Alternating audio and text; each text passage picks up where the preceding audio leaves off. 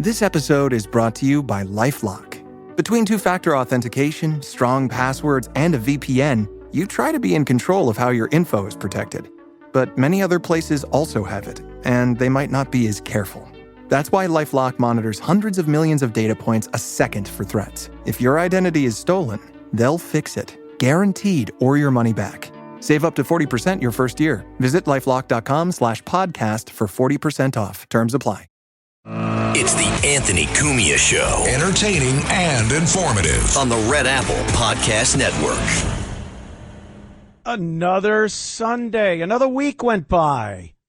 There it is. We're back. The Anthony Cumia Show. Damn glad you could join us. So much going on. As you know, as is every week. Ridiculousness, immaturity, stupidity, moronic behavior, all the fun stuff we love talking about right here on this very program. Glad you could make it. I guess, I've started the top of the show talking about that ridiculous kiss cam from the Coldplay thing. I'm so tired of it.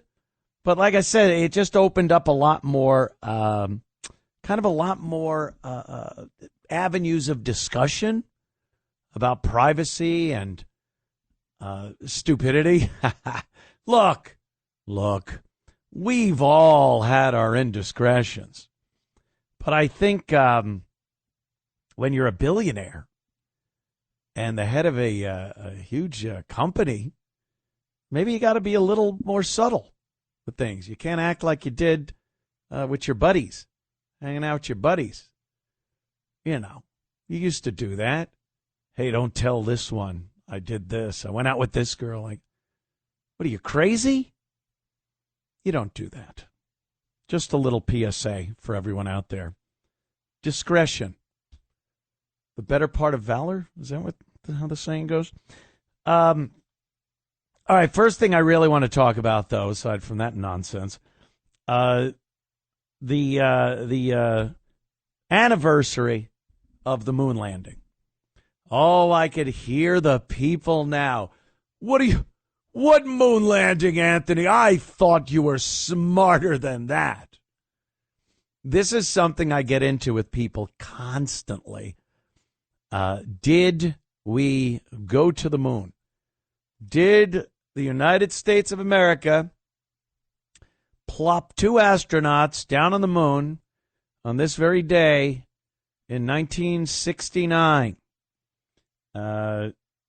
Boy, I used to believe this with every part of me.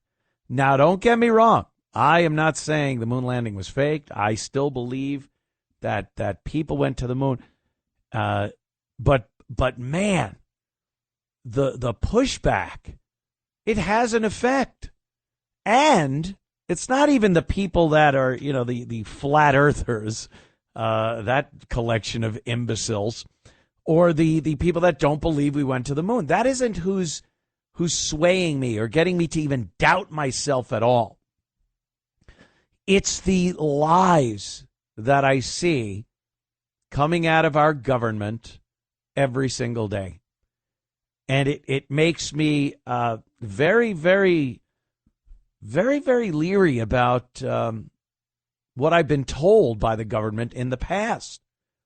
Things I believed and didn't have a doubt. Absolutely believed it. And when you used to have to take that little bit of leap of faith, you'd give the benefit of the doubt to the government. Because, look, the moon landing is one of those things that we don't have tangible proof where I can look at something or feel something or have experienced something that guarantees we'd been to the moon. I've seen pictures, and I believe them, videos, artifacts that are still on the moon that have been seen by other spacecraft, by telescopes right here on Earth. So that would lead me to believe that, yes, we have been to the moon. But you have to have a bit of faith in who's telling you that, because everything you see is kind of secondhand, you know? You're not really seeing it for yourself. I'm being told this is a moon rock when I go to the Smithsonian Air and Space Museum and I take a look at a moon rock. I'm being told that's a moon rock. So I have to have some faith that the people telling me this are telling me the truth. And, that faith in the government has absolutely been eroded away over the course of time. So, 8-year-old Lil Anthony sitting there late at night watching the coverage of the Apollo 11 moon landing, Neil Armstrong and Buzz Aldrin with Mike Collins orbiting the moon, waiting for them to finish up, dock up again, and then return safely to Earth as heroes. Heroes. And, from that time, or at least from the last Apollo mission, Apollo 17, I believe that was 72, we just kind of had people saying it never happened. And the one thing I always used as the argument is, why would they lie, first of all? And how could you get away with such a giant conspiracy? We landed on the moon. Millions, there billions. The whole planet watched. And it went off without a hitch. Nothing, a big spotlight didn't fall when they were showing Neil Armstrong taking those first steps on the moon. I didn't see any strings. It looked to me like I would have imagined a human being walking on the moon would look, with less gravity than we have here and no atmosphere to speak of. So I believed it. Now we're in 2025, and all I've heard about everything is how our government has lied to us. And I want to believe we went to the moon, and I still do. Like I said, I still do. But I may be just banking all that on this nostalgic trust issue and the fact that I want us to have gone to the moon. And I don't want to, and I think this happens with a lot of lies that we get from the government. You don't want to feel vulnerable or stupid. I believed it, and then if you're told it didn't happen, you're going to feel pretty stupid and naive. And, you believed someone, you trusted a government, but, an entity. And then you're told you're a jackass. So, maybe some of that factors in. But here's the other thing. On the other side of it, why I truly do believe we went to the moon, and it's not so much the government just telling me, and that's all the proof I have. I enjoy science and astronomy and astrophysics and all the things that make it possible for space travel. And it just makes sense. Everything that was put out there that brought us to the moon makes scientific sense. And everything I hear from the skeptics and from the people that say we never went and we definitely didn't go, it just seems like they're coming up with these reasons and pseudoscience to tell you why we didn't go. And a lot of these can be refuted without somebody having to just say, well, they told me. It's, some of it is basic physics. Some of it's common sense. And a lot of the things that they use to try to tell people that we never went to the moon, they can be they can be easily debunked. So I do believe that in 1969, on this very date, July 20th, I believe we did go to the moon, and Neil Armstrong and Buzz Aldrin set foot on the moon, did a couple of experiments, plopped that American flag down there, took off, linked back up with the command module, and safely returned to Earth. I still believe it based on science, not because somebody told me. But again, let's look at the stuff we're seeing. And we're going to be talking about this tonight. Obviously, the Epstein files that Donald Trump has gone off and said was a Democrat hoax. Can I believe that? I mean, I voted for Donald Trump. I support him as president. I'm a Republican. I'm not a crazy right-wing, hard conservative.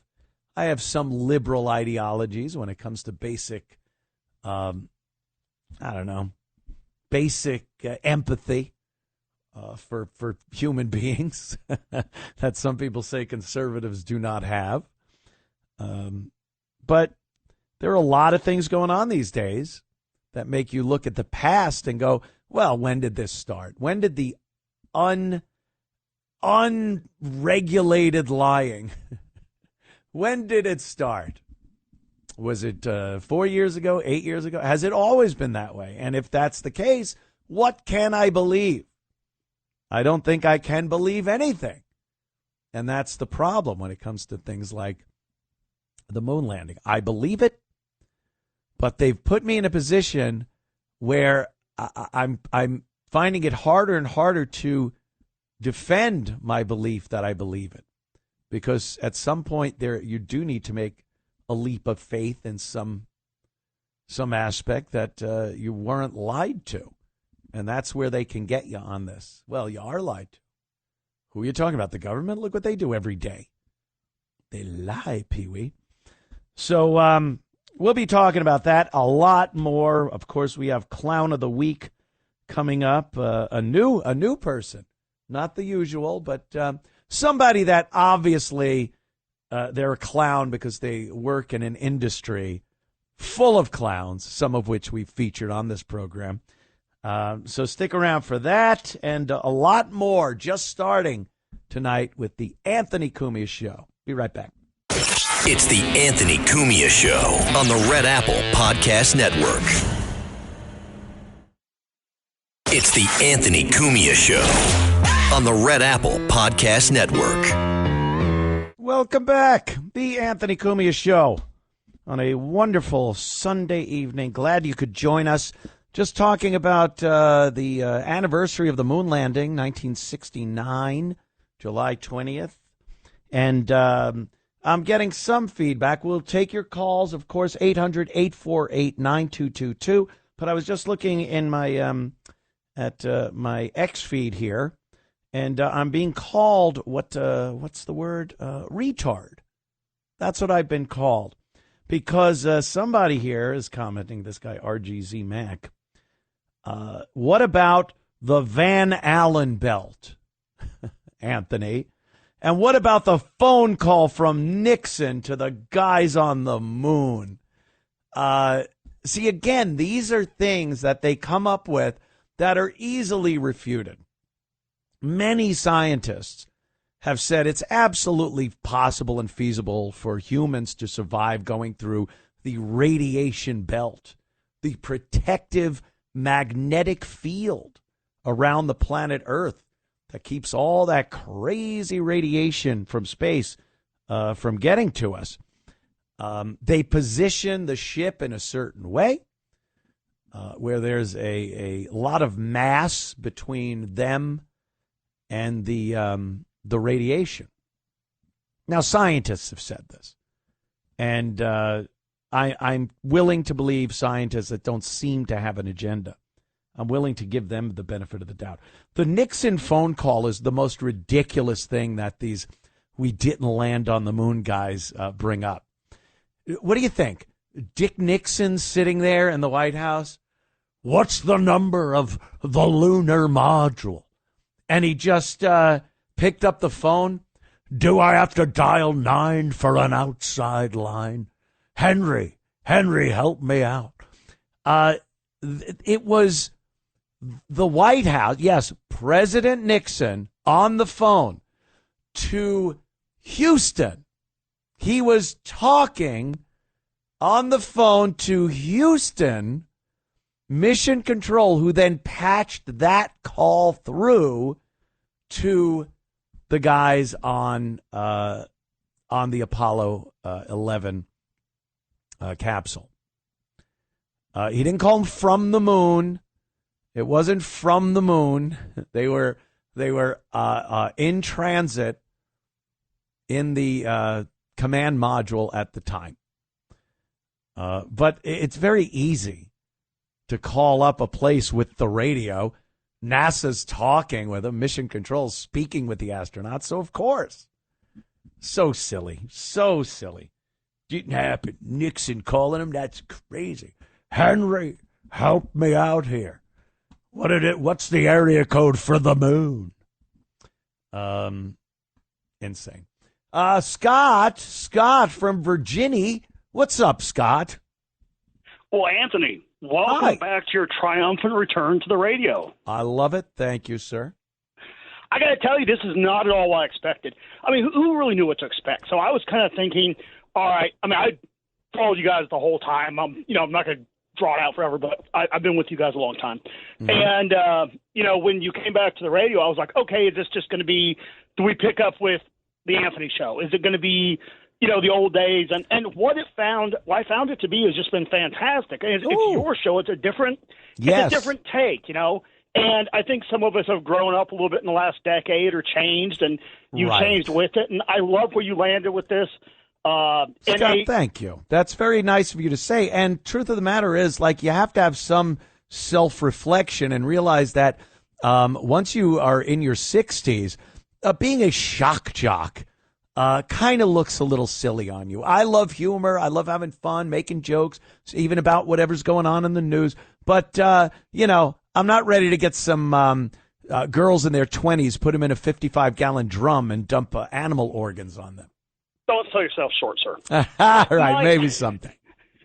Yeah, but, I the only thing I could say to make it better is when you have on Little Jimmy, and it's, man, those shows just hit. But love it. Yep, thank you, Scott. Look, man, I'm honored to talk to you.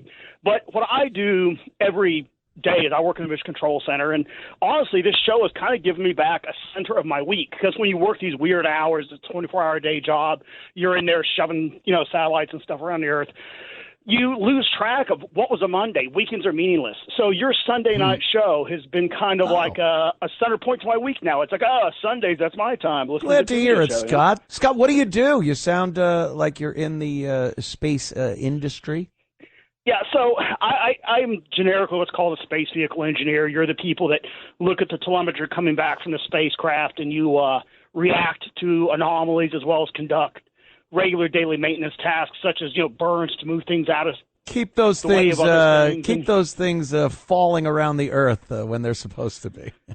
Yeah, so I mean, it's somebody that this everything over a long enough period of time becomes tedious, and when you just do this every day, it's like being an aircraft control and people going, "Our plane's real." It's like just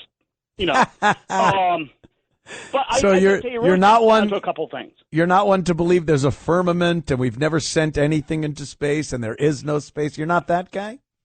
Not at all, because that's my day job. It is what it is. We went, but there's a very specific reason. When these people go, they always go down a technical avenue, and it's the wrong way to go. Honestly, it's the wrong way to defend it, because going to the moon is not a technical problem. I mean, it is very technical. It's like building an atomic bomb. A very limited set of actors can do it. But we have the technical capability to do it. What we lost was the will. We got rid of this buzz-cut, steely-eyed killers that ran mission control. We went to a softer, kind of NASA that lost track of its mission and has now fallen decades behind the private programs. That's what's going to get us back to the moon. But it's really no bucks, no Buck Rogers, the old saying. And, you cannot go to the moon without the money. However, I want to offer you a great view of it. Not my view, but there's a guy, his name is S.G. Collins. He's a well-known photographer, kind of a liberal, D-bag, whatever, but an honest man. And he has a whole YouTube channel. You can just search S.G. Collins, and you'll find he does a discussion on, did we go to the moon? And it's beautiful. He just starts off, did we go to the moon in 1969? I'm not sure. I wasn't on the moon in 1969.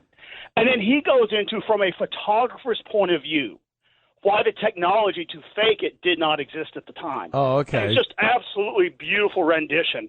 And it just shortcuts around all the old, but what about the Nixon phone call? Yeah, it's called a phone patch, dummy. They were standing. Yeah. The amateur radio does it, My biggest qualm with the we didn't go to the moon guys, having successfully faked the entire moon landing in 1969, why would you then go on to do it so many more times? Like, you're doing the same magic trick in front of someone. They're going to figure it out. So why wouldn't you just go, well, we did it, beat the Soviets, went to the moon, we're done, thank you, good night. They kept doing it and then had the problem with Apollo 13 and had to fake that drama that played out. I got to go, Scott, but thank you so much for the call. Yeah, that's the part that doesn't make much sense. Doing it again and again and again and again, and then bring a car up there and drive that around a little bit, hoping that something doesn't screw up in this insane. The logistical angle on here would be insane to try to figure out how the hell to fake the moon landing, and you want to do it over and over and over again. So that's a big sticky wicket with me when it comes to this. Look, I missed Clown of the Week, but we will do it right after these words. Don't go anywhere. The Anthony Cumia Show continues. It's the Anthony Cumia Show on the Red Apple Podcast Network. It's the Anthony Cumia Show. Entertaining and informative. On the Red Apple Podcast Network. The Anthony Cumia Show. Thank you for joining us on this Sunday evening. We appreciate it.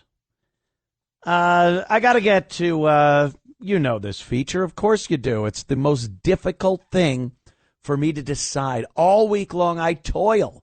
I look. I search for the person that will best fill this segment. And there's so many potential winners. It's very hard to pick. But I have picked out this week's Clown of the Week. The Anthony Cumia Show presents the Clown of the Week. Oddly enough, this guy played quite the clown, not literally with the makeup and everything, but quite the clown in a motion picture called Dumb and Dumber. You may remember his Oscar-nominated moving his bowels.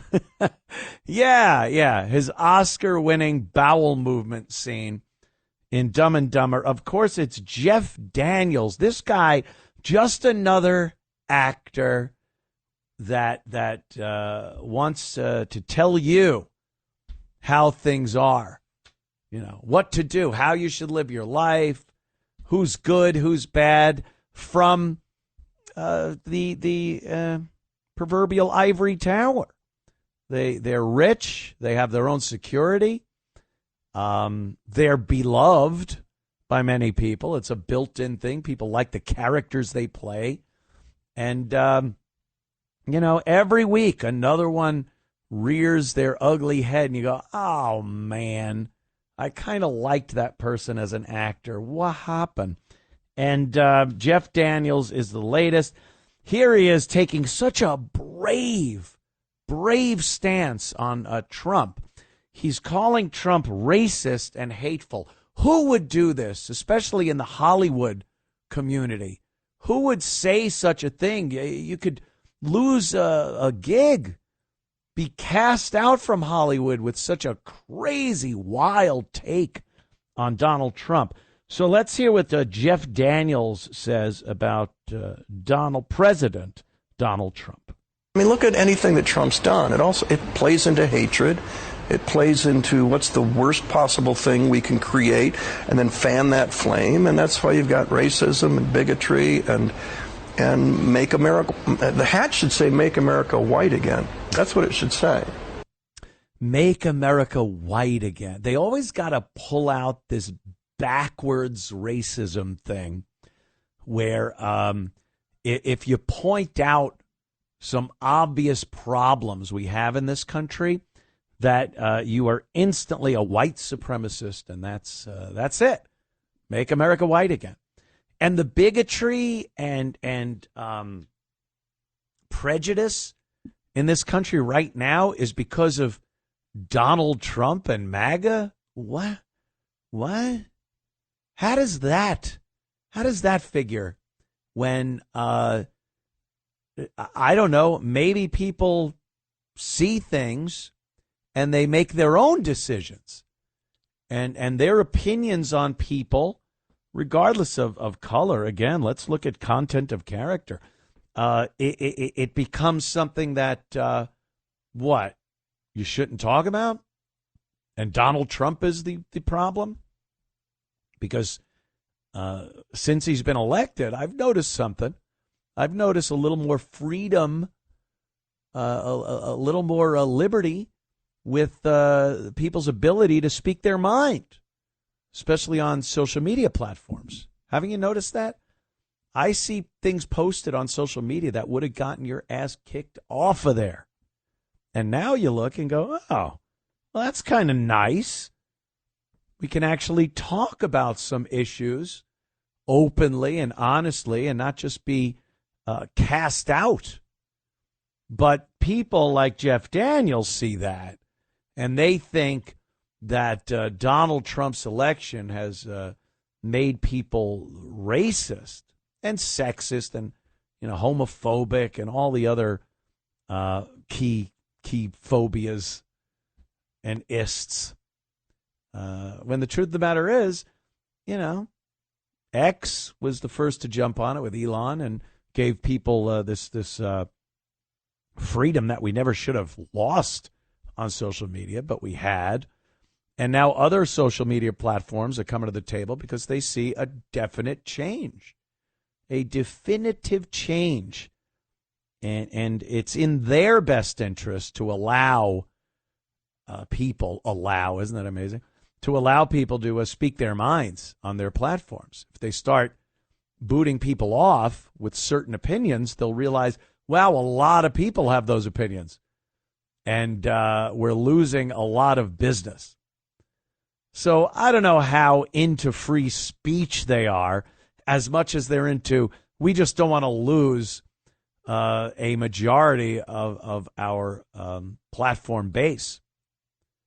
Because when it was all about wokeness and liberal ideology and kicking conservatives off of social media, that was the vibe of the time.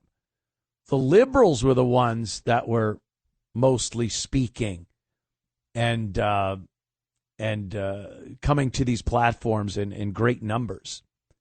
Now it's the other way around.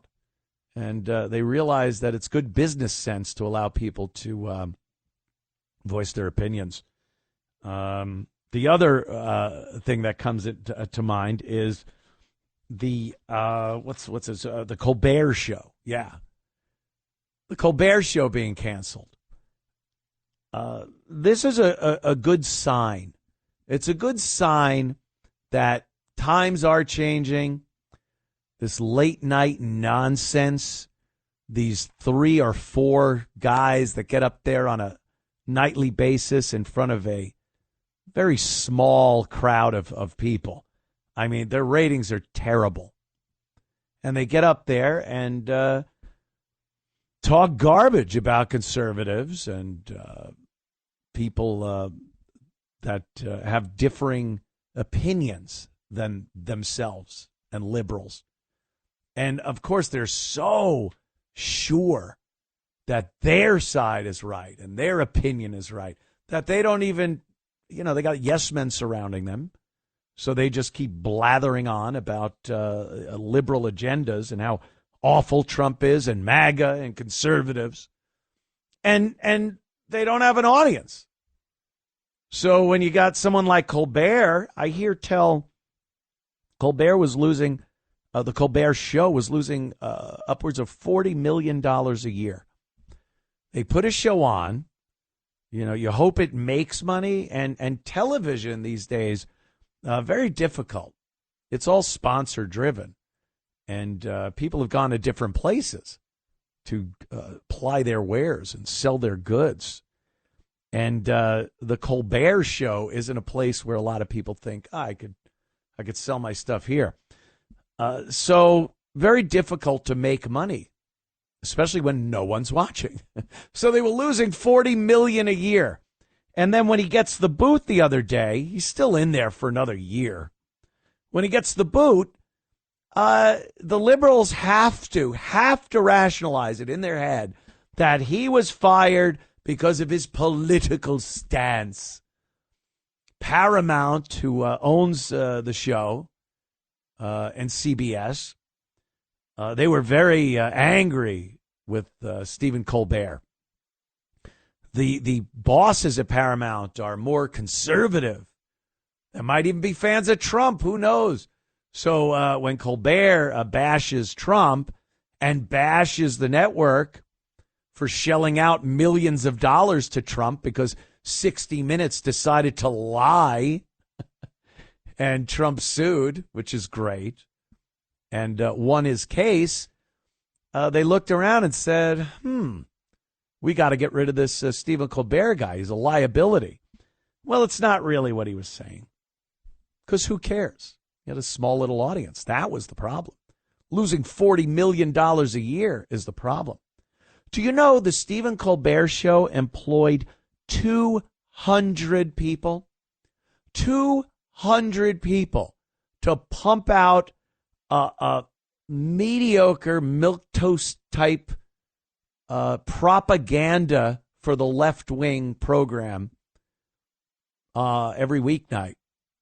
200 people, writers, all the everyone from Colbert to someone that brings Colbert his tea and coffee.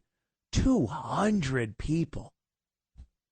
You know how many people I have working on this show? Besides the people at the studio who are employed by the various radio stations around the nation.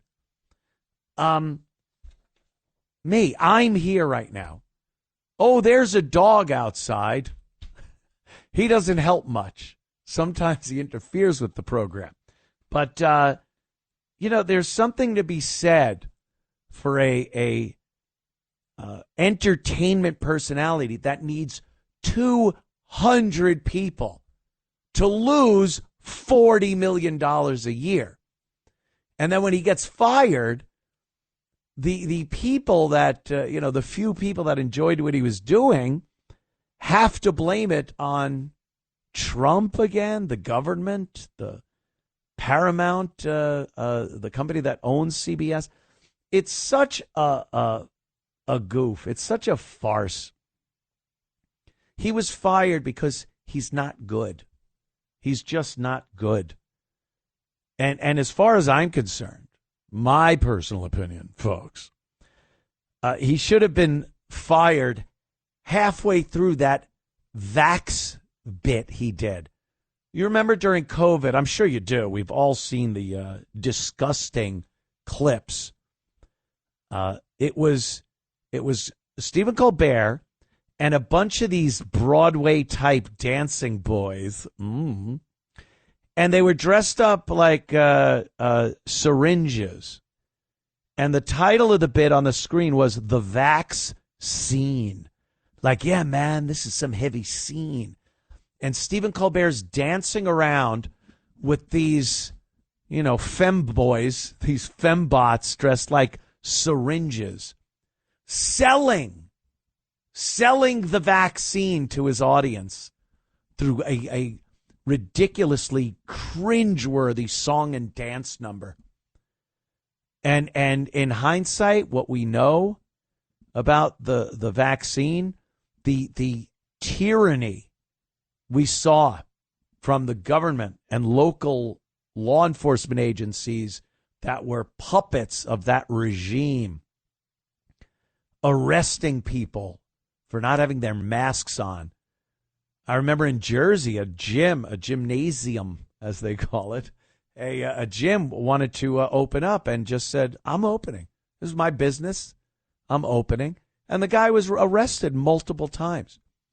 I think people like putting that out of their mind, that we went through a time where you could not open your own business, your livelihood. You weren't allowed to go to work. And Stephen Colbert's doing a little prissy-prancy song and dance number with guys dressed like vaccine syringes. That should have been it. That should have been it right there. Goodbye. But it kept going, and all Stephen Colbert did was just toe the company line and pump that propaganda out. And I am not just calling out Stephen Colbert. They all do it. Jimmy Kimmel is a disgusting display of propaganda. Every night he gets out on that stage and does his show, he's just spewing company propaganda. That's what we see. Even stupid Jimmy Fallon. Oh, that poor bastard. You see him lately? He was in, what was he doing? He was doing a little dance number in shorts. It was embarrassing. I can't even talk about it, how embarrassing it was. But he seems like the least harmful of the rest of them. You know, what are you going to do? You're going to crack some eggs over your head like a goofy guy, and that's it. But, you know, Colbert and Kimmel, those two, toxic. And, you know, Kimmel's not doing very well either. And I could see at some point networks understand. They understand what's working. And it could change very quickly. It changed very quickly in November when Trump was elected, and in January when he was inaugurated, and when some of his policies started coming into play, especially the deportations and sealing up the border, and the support that garnered from Americans. If you're trying to make money, which is what the networks do, they try to make money, you're going to just change your tune very quickly. So they'll fire a guy like Colbert or even Kimmel if they're not giving them what they want. And you know, the propaganda still gets out there. That's not the biggest point. Let's see. What do we got? Man, we could probably take a quick phone call here. People still talking about the moon. Mario from Rockland. Mario, what's up? You're somebody that does not believe that we went to the moon. Correct. Right? Although, to play devil's advocate, it is pretty hard. I mean, you can't have two. The only way you can have two people keep a secret is if one of them's dead. So that is true. How they pulled this off, I'll never know. But let me give you my take on it. Right. Real quick. Go back to the beginning. You know, the Mercury and all that business. It was during the Cold War, correct? Yep. So we're in a space race. The world was much larger then, not like today. Somebody farts on the other side of the world. It's on the internet 3 seconds later. Sure. So back then, people were not so informed, the whole 9 yards. So, and I'm basing some of this off that movie, Hidden Figures, only right. in the sense that it showed you how, if they beat us to the moon, they're going to shoot a rocket down here and kill us the whole 9 yards. Okay. So let's just talk. I mean, you were in the trades. You were a tin knocker, correct? Certainly, so, yes. Okay, let's get into just the working part of it. We went from nothing. We went from Buck Rogers to all of a sudden losing to Yuri Gagarin, or whatever his name was, spinning around the Earth's atmosphere. Right, first man to orbit the Earth, yeah. Correct. So now, like you see in the movie, Kevin Costner's like, are you kidding me?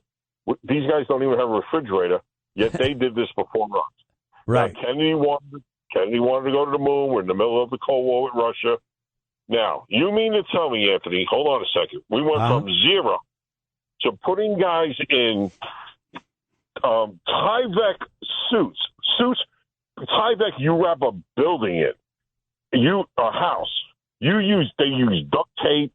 They use like ski gloves. It was almost like, remember the old space horror movies? And then you're looking at the thing and you're like, the whole movie was made for like $100. The guy has like a sponge. Okay. You know? I get you. So continue. What are you getting at here?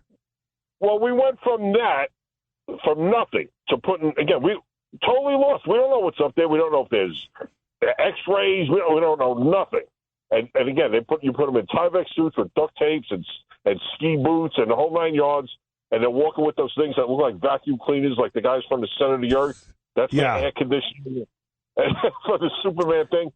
Now, and we put them up there in X amount of years. Well, there was a progression, Mario. There was a progression from, putting simple satellites up. And I'm not talking about anything with the Soviet Union, just America. Putting satellites up, there was a lot of trial and error, and working things out through Mercury and Gemini and then Apollo. And advancing the technology as they needed to. I mean, the press was on. We needed to beat the Soviets to the moon. Anthony, no, listen, I'm simplifying things just to make a point, not to keep you here all night. So, yes, of course, again, there was a progression. A lot of the ships blew up right there on the launching pad, the whole 9 yards. But again, we still had cars that barely had cars that had automatic. You know what I'm saying? Like, if you got a car with power window, you get what I'm saying. Like, we weren't as advanced. Dick Tracy had a watch that he was watching the car chase on, but it was a cartoon. I understand. So, but we had enough technology, whatever we needed technologically, to actually do it in a very analog world at the time too. This wasn't digital, and it was enough to actually do it. But Ant, hold on a second now. Okay, that just strengthens my thing a little bit more. Now you come to today where we really do have that watch. Yeah. We got cell phone. Well, forget about it. The technology, just to the average American or anybody in the world. So what was that? Forget about it. You talk about analog to digital. Right. And you mean to tell me they still can't put the guy there? They have to develop the world's strongest rocket ever made that they're still testing. They're constantly pushing the project back. Yeah. You know what I'm saying? Now, that's the progression from 1959 to 69. And then the progression from 69 to today, we should be able to drive to the fucking moon. All right. So, Mario, I gotta take a break, but I will address what you're saying on the other side, as they say. Thank you, Mario. I appreciate what he's saying. I wanna talk about this. We'll be right back with more of the Anthony Cumia Show. It's the Anthony Cumia Show on the Red Apple Podcast Network. It's the Anthony Cumia Show. Entertaining and informative. On the Red Apple Podcast Network. The Anthony Cumia Show. Yes, it is. By gum. Mario was just on the phone, and before the break, he brought up some concerns. Maybe how we didn't go to the moon. A lot of people talking about this.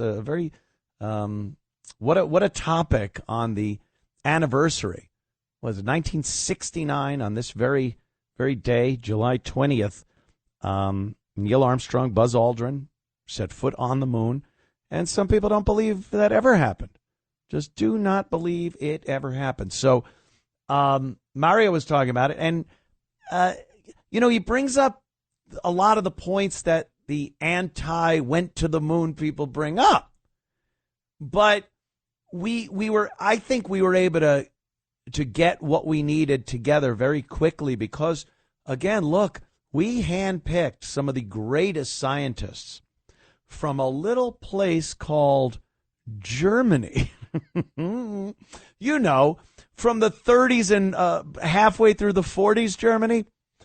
Werner von Braun was brilliant You look at anything that had a rocket on it on the German side there during World War II, and Werner was he was behind it.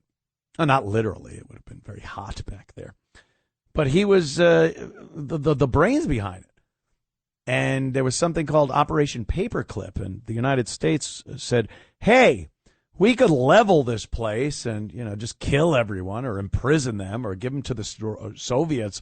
Or we could start saying, hey, boy, they sure had some good technology over there. Let's handpick a few and get them over here into the U.S. to work with us. And that's what they did. There were many amazing German scientists that had worked in the rocket program for many years. And having them was an ace in the hole.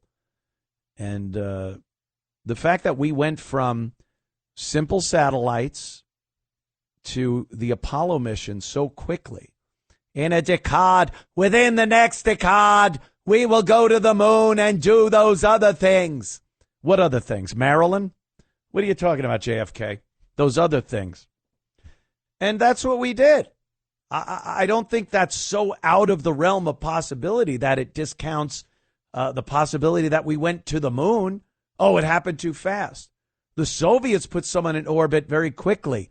Yeah, they also had a few dead people and a dead dog, mind you. Poor little guy. And here's one of the biggest things about the moon, the lunar landing by the United States. The Soviet Union, the government of the Soviet Union, never said we didn't do it. They congratulated the United States, said, wow, what an achievement. They never said, what? It's fake. Don't you think the Soviet Union would be the people that would have looked for anything to try to say, you guys are liars, you did not do this, you are not amazing? Great Soviet Union is amazing. We went to moon, you do nothing. That would have been number one. But all these nations around the world, friends and enemies at the time, never went public and said, that's a lie, look at this. We are able to look at their telemetry. You don't think the Russians knew exactly where our space capsule was at any given moment? Of course they did. And they never said, well, look at here. Look where he goes here. It's crazy. It's not even close to where they needed to be. The capsule never left Earth's orbit. Something. But it never happened. All right, enough of the moon. Enough of the damn moon. Clear the phone lines. For God's sake, we're moving on. Sorry, but, we can only talk about this for so long. With what's next? Building 7? I personally think I get into that all the time. All right, look, we're going to take another quick break, and then top of the hour, we'll start out fresh and be right back. It's the Anthony Cumia Show on the Red Apple Podcast Network. It's the Anthony Cumia Show. Entertaining and informative. On the Red Apple Podcast Network. Hope you're having a pleasant evening, whatever you're doing. It's summer. Got to enjoy the hell out of it. It goes by quickly.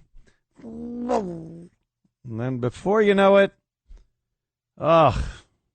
what? Halloween. You got like Labor Day, and then you're like, well, it was just Memorial Day. I remember 4th of July was just, and then Halloween, Thanksgiving, and then I don't even want to say it. You know what that's all about. Shopping. It's still July. But it does go fast, so, you're having a great weekend, just, take in a deep breath and enjoy it. Realize how quickly these things fly on by.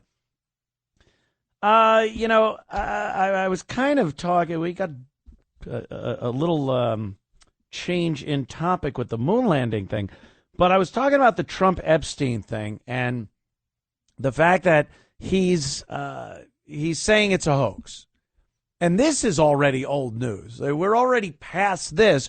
We're on to the Russia collusion part 18, where Obama goes to prison. And it's madness. But let's not get ahead of ourselves. I do want to address the Trump Epstein files thing. It happened last week in between my Sunday shows. So I do want to talk about it a bit.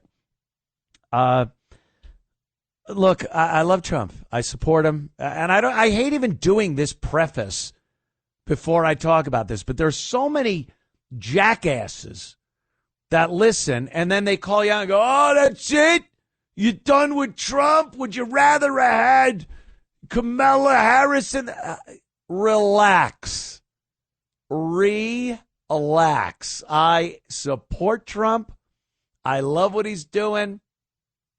There's not a scenario that you could find where I would have voted and felt like I should have voted for Kamala Harris. Ain't going to happen. Would never happen. You know, I was talking about my good buddy, Dave Smith, good friend of mine, Legion of Skanks. He does the show over there with the Legion of Skanks guys. He's one of them. Smart guy. But I'm not going to go, hey, I apologize wholeheartedly for voting for Trump and for telling you to vote for Trump. I'm not going to do that. I'm glad Trump is in office right now.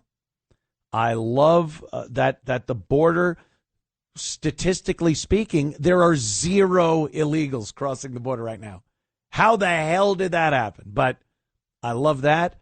I love that ICE has been given a budget that transcends many, many countries' military budget. I love it. Good. Keep it going. Get them out. And, the tariffs, I don't mind the tariffs at all. I like it. I think it's showing the world, like, you got to step up. We're not your ATM anymore. We're not your ATM. NATO, telling NATO, pay your fair share. So anytime I want to hear the word fair share, it's where NATO's concerned and not American taxpayers. So I like what's going on. But you say something you don't like, and all of a sudden you're a piece of crap and Trump is the greatest and you abandoned. No. Did we preface it good enough, people? Are you all right? You in control? Because I cannot stand the way this Epstein thing has been handled by the Trump administration. Cannot stand it. I feel deceived. I feel like lies were told and supporters were deceived by the Trump administration and by Trump. When he was running for office and campaigning, we heard from a lot of people, and him in particular, that it would be a very transparent administration. And, while I've heard from people that he didn't literally say, hey, the Epstein files, we're going to find out what pieces of garbage were in that, and we're going to expose it. And so he brought up Epstein a few times and brought up these files and the flight log and who was on them. And now he told us it's a hoax. And if you want to sit there and believe what the Democrats are feeding you, that he doesn't want your support anymore. And I was saying on the internet show that this is the most childish reverse psychology thing. You ever watch those shows where there's the parents and the kids, like a sitcom, and then they want the kid to do something, so they tell him kind of the opposite, or they make it sound uncool to do what you want. Like, oh, I want the Epstein info out there. Oh, you do? No one wants that. The Democrats. What are you, Democrat? And then you're like, no, I guess I don't. Like, it's a very immature way to try to manipulate very loyal supporters. You know, if any president's supporters were loyal, they're Trump. They're Trump supporters. The most loyal you'll ever see. They you know, we were able to see past all the I almost said the BS word, the nonsensical trial and convictions, felony convictions, and the allegations of rape and sexual misconduct, all that stuff. And we went, nope, we are voting for this guy because I like what he says about things I think are important to this country. And then it's like, really? Epstein, who? Wow, were you still following that guy? Well, then we don't want you on our team. And, you know, anyone with half a noggin is going, oh, stop. It's so juvenile. It's an immature way to kind of try to get your supporters to get in line. And not even good. I was insulted by a lot of that. Here's Trump actually talking about the hoax and trying to get his supporters to go, yeah, it's a hoax on the Democrats, and I don't even care anymore. Let's listen to Donald Trump here. Yeah. Will you ask Attorney General Pam Bondi to release more documents to finally put this controversy to bed? Yeah, whatever's credible, she can release it. If a document is credible, if a document's there that is credible, she can release. I think it's good. But it's just a subject. He's dead. He's gone, and. All it is certain Republicans got duped by the Democrats, and they're following a Democrat playbook. And no different than Russia, and all the other hoaxes. They're started by the Democrats, and some Republicans, in this case I was surprised, but they got duped. But have you talked about it? Have you talked about it with her the last President, first of all, your high-ranking officials, whether it's... Yeah, the cacophony of media there. So the Republicans, some of them, he's very surprised because Republicans are normally very smart. And Trump is very surprised that any of them fell for this Democrat hoax about Epstein. Well, you were talking about it. The Pam Bondi, who you love and think is awesome, she was dangling this Epstein nonsense in front of our face. Remember that ridiculous photo op of the internet influencers with the loose leaf folders of Epstein evidence? Here it is. Smell the glove. It's like it was a lie. You built it up to be something. And we expected to see something out of it. We expected to see people that were doing horrible things, people of great power and influence, actors, politicians, corporate heads. We were told that's what it was. And what? It didn't pan out, so now we're idiots if we got duped by the Democrats? No. I refuse to stand by and be insulted like that. You're the ones. Trump, the Trump administration, Bondi, Patel, Dan Bongino, Gino Bisconte, no. All of them were the ones saying, hey, this is something. You want... The files are on my desk. Wait till you get a load of this. And what did we get? Ungats, as they say on The Sopranos. Ungats ungul. We got nothing. And then when we demanded to see something, We're told like children that there is nothing, that the other side, the bad people, are the ones that perpetrated this hoax, and you're an idiot that we don't want on our team if you mention another word about it. Well, I don't like that. I don't like that at all. Another lie from the government. And, it's Trump. I get it. Look, I don't like seeing Donald Trump act like a career politician either. But I don't know what else to call this. This is every single career politician you've ever seen. That's what Donald Trump sounded like, acted like, and treated his supporters and constituents like dumb children. I know you don't. Do as I say, not as I do. Shut up. This is the truth.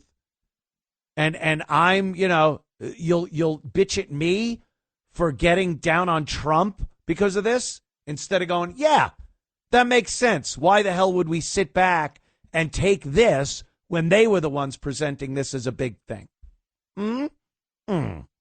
Back in a flash with a lot more and your calls, 800-848-9222. Back in a minute. Anthony Cumia Show.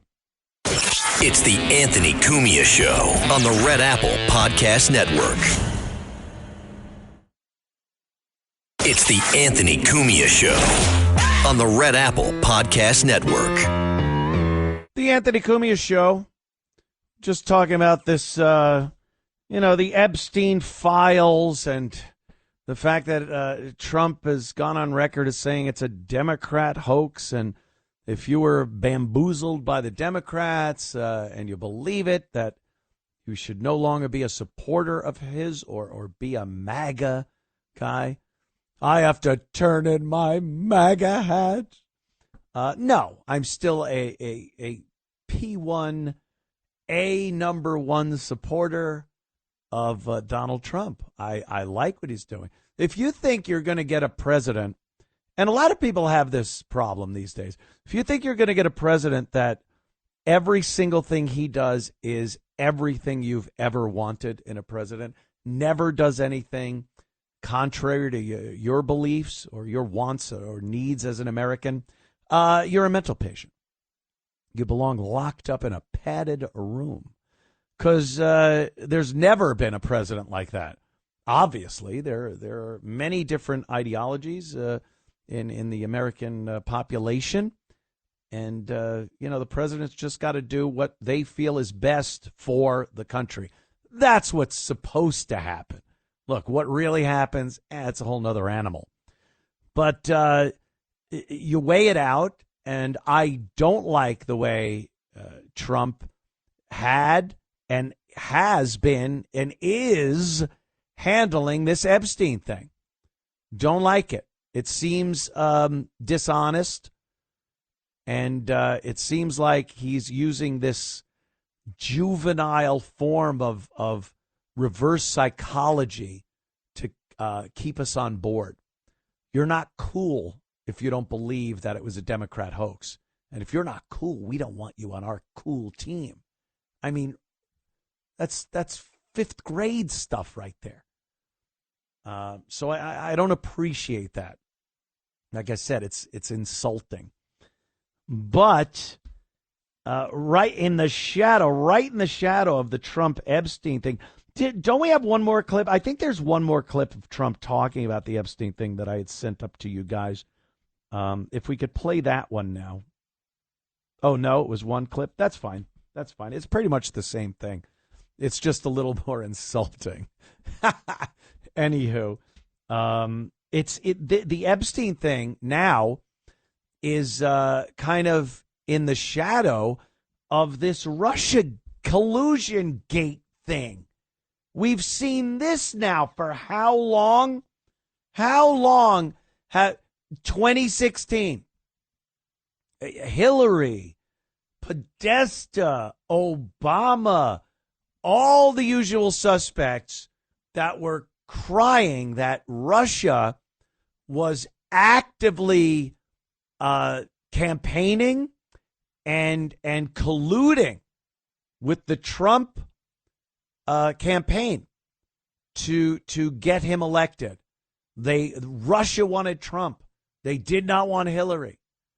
And they were very effective in their collusion and all these things. And I mean, for years, we've seen evidence to the contrary.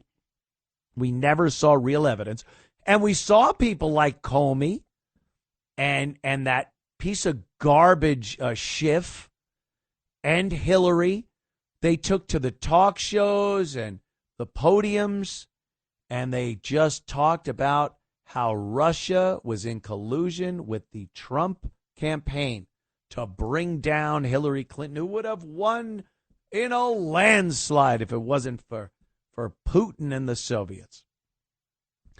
So now what we're seeing, as a matter of fact, Trump just posted something on one of his social media sites, Truth, I think. And it's a video of him and Obama sitting in the Oval Office, I guess when Trump was first elected, and they're sitting there in the usual seats in the White House. And then some agents come in and arrest Obama. It's AI, obviously. It's entertaining. But, this is another thing that I just cannot stand. And not just from the Trump administration, from every single administration, Democrat, Republican, it's you're putting a little carrot out for the people. Look, Obama's definitely going to jail this time. Oh, Hillary's going to jail. All of them. Comey, he'll be in prison. And then we see the memes of all of them in the orange prison jumpsuits behind bars, and we all laugh and post, yeah, I can't wait to see this. Can I be frank here, people?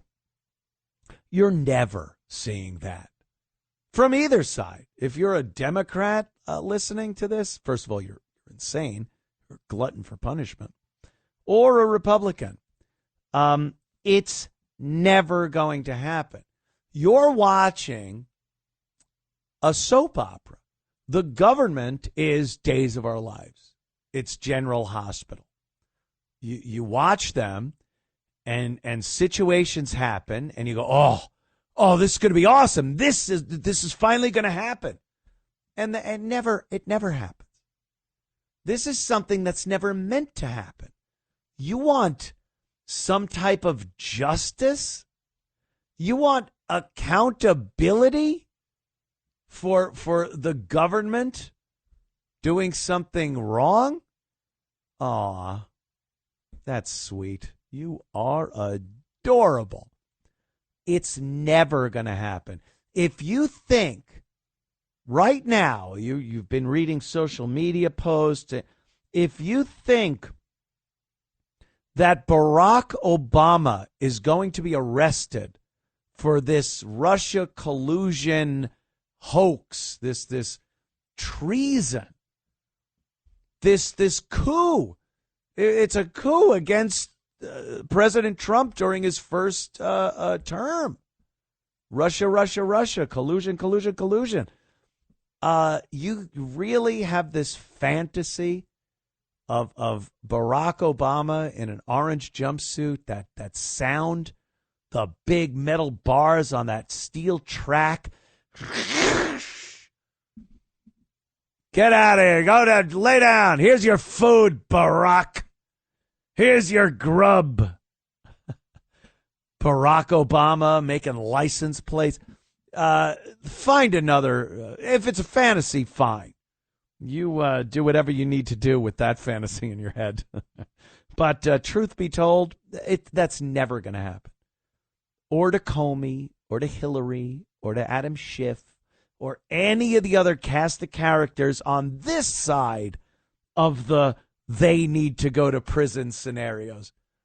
Do you remember just a couple of years ago, it was Trump and his 2016 administration and his friends and cohorts, Giuliani, is going to prison. The My Pillow guy was going to prison. I mean, this was just a couple of years ago. How many times do they have to bat that tennis ball back and forth before you realize it's a big game? You're the audience watching, all captivated by it, and it doesn't really, nothing ever really comes to fruition. So enjoy it. Be entertained by it. Make some memes. Have some fun. But just like Trump didn't see prison after 34 felony convictions, Obama's not seeing prison either. And neither is Hillary. Make your memes. I love them. I look at them. All right, we'll be back in moments with more of the Anthony Cumia Show. It's the Anthony Cumia Show on the Red Apple Podcast Network. It's the Anthony Cumia Show. Entertaining and informative. On the Red Apple Podcast Network. Hey now, the Anthony Cumia Show. Thank you so much for tuning in. Look, maybe I'm wrong, okay? I thought about it for a minute, and maybe I'm wrong, and there will be some type of justice.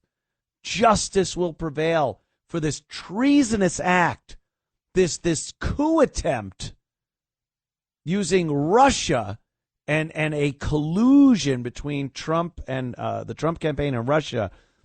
Maybe we'll see some justice, because I know Tulsi Gabbard is on it. She's on it. So I got to assume things will happen. Let's listen. Maybe this can change my mind, because Tulsi says she's going to look into the Russiagate and seriously prosecuting the people responsible for this treasonous coup attempt. Here's Tulsi. We are referring all of the documents that we have uncovered to the Department of Justice and the FBI for a criminal referral. Oh, I'm sold. Yeah. And do you believe that we will see prosecutions? I mean, our audience wants to know where this story goes from here. Will we ever see anyone held accountable for this incredible lie on the American people? Bartiromo getting on her. I will do all that I can, and we have whistleblowers, actually, Maria, coming forward now after we release these documents, because there are people who were around, who were working within the intelligence community at this time, who were so disgusted by what happened. We're starting to see some of them come out of the woodwork here, because they, too, like you and I and the American people, want to see justice delivered. So we're going to provide everything that we have, everything that we will continue to gather to the Department of Justice for that direct intent and that direct purpose. There must be indictments, those responsible, no matter how powerful they are and were at that time, no matter who was involved in creating no one's above the law. Treasonous conspiracy against the American people. They all must be held accountable. Yes. So do you expect, just to be clear, do you expect indictments and prosecutions? I'm not a lawyer. In my view, we have the evidence to be able to move forward and bring about justice. Yes, to prosecute and indict those responsible. All right. We have whistleblowers. Whistleblower, he needed the money. Ugh. What are we listening to there? More vague nonsense. And don't be mad at me, you bastards. Don't be mad at me for saying this. Oh, Anthony, what? Tulsi Gabbard's awesome, and this is awesome, and Bondi, and what am I supposed to think? First of all, let's bring it back to the beginning of the show. I'm supposed to not believe we landed on the moon because the government lies, but I'm supposed to believe something as vague and stupid as this? That there's going to be some justice, some accountability on the part of the treasonous people responsible for Russiagate? Stop it. I'm just tired of it. I'm tired of the lying and just the misdirection. And it's both sides. They're exactly the same. I don't like saying that as much as you don't like hearing it. This is exactly like we're going to hold them accountable. Donald Trump is a felon, and we will get indictments and this and that. And what they nail him on? Some BS building thing, assessing his property. 34 felonies. And nothing happens. Thank God. I definitely didn't want to see him going to prison for that nonsense. But, I mean, really? You're going to see Barack Obama on the stand or taping a deposition and getting all tripped up, and they go, aha, get up, turn around, put your hands behind your back, Barack Hussein Obama. You're going to the big house. It's ridiculous. And Tulsi, how different is she from her counterpart on the Democrat side, saying the same thing? And she won't even say it right out. Because Maria Bartiromo is saying, so, just to make this clear, you plan on getting indictments. Well, I'm not a lawyer, you know. We hope to move forward and get justice. And all this nonsensical talk that means nothing as far as the bottom line goes. And you want to talk distractions or things to just, you know, are you not entertained? That's what they're doing. Bread and circuses. We're all in the Coliseum, and we see the gladiators and the lions and the execution and the promise of action, and then, you know, the people up in the stands, the emperor and the Senate, and they're just doing what they do. And you're fixated on Maximus. That's how this game works. And you better believe it, or you're just going to be bamboozled 1,000 times. Look, I didn't see this right from the get-go either. I was in there with everyone else. Yeah, cool. It's going to prison. Good. And then, my pillow guy. I use a pillow in prison, and I really like it. Nothing happens. There's some civil lawsuits that will break people. I've seen that. That's a shame. But, you know, your visions of these people in the orange jumpers in prison, laying on the bunk, it's all it is. A fantasy, a meme, whatever you want.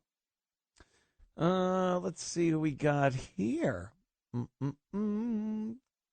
Casey from the big Detroit. Hey. What's up? How you doing, Casey? Hey, Anthony, how you doing? Good, hey, man. Listen, you're funny, but you're absolutely right. But here's the one problem with that Russia. Yep. They tried to impeach the guy, and they didn't get it done. If they had control of the Senate, they would have got it done. Right. And so somebody has to be held accountable. Unfortunately, nobody will. And then the other thing, too, is that when he was out of office, they tried to put him in jail 4 or 5 times. Yeah. It's crazy stuff. It's really, it is treasonous. It was a coup attempt during his first term and the collusion thing. And I think they're absolutely right that Obama apparently had this big meeting with a bunch of other people of note about keeping this Russia thing going and coming up with ideas of how to really stick this Russian collusion thing onto the Trump campaign. So, yeah, but it doesn't, just because it happened doesn't mean we'll ever see anything come of it as far as justice goes. We just don't. This country does not work that way. They constantly say that no one is above the law, And the example is that people are constantly above the law. Yeah, that's sad. It is, man. It is. How's Detroit these days? That's all I'd say. I'd like Casey, hold on. Accountable. Hold on, Casey. How's Detroit these days? I was there about a year ago, and they like talking about this renaissance in Detroit and how it's gotten better. Is it? How do you feel? Oh, my God. I moved out here in 2013. As a matter of fact, I finalized my divorce. I lived in New York and Connecticut all my life. And I finalized my divorce on the day that Detroit declared bankruptcy. Okay. And I can't tell you the difference between 13 and now.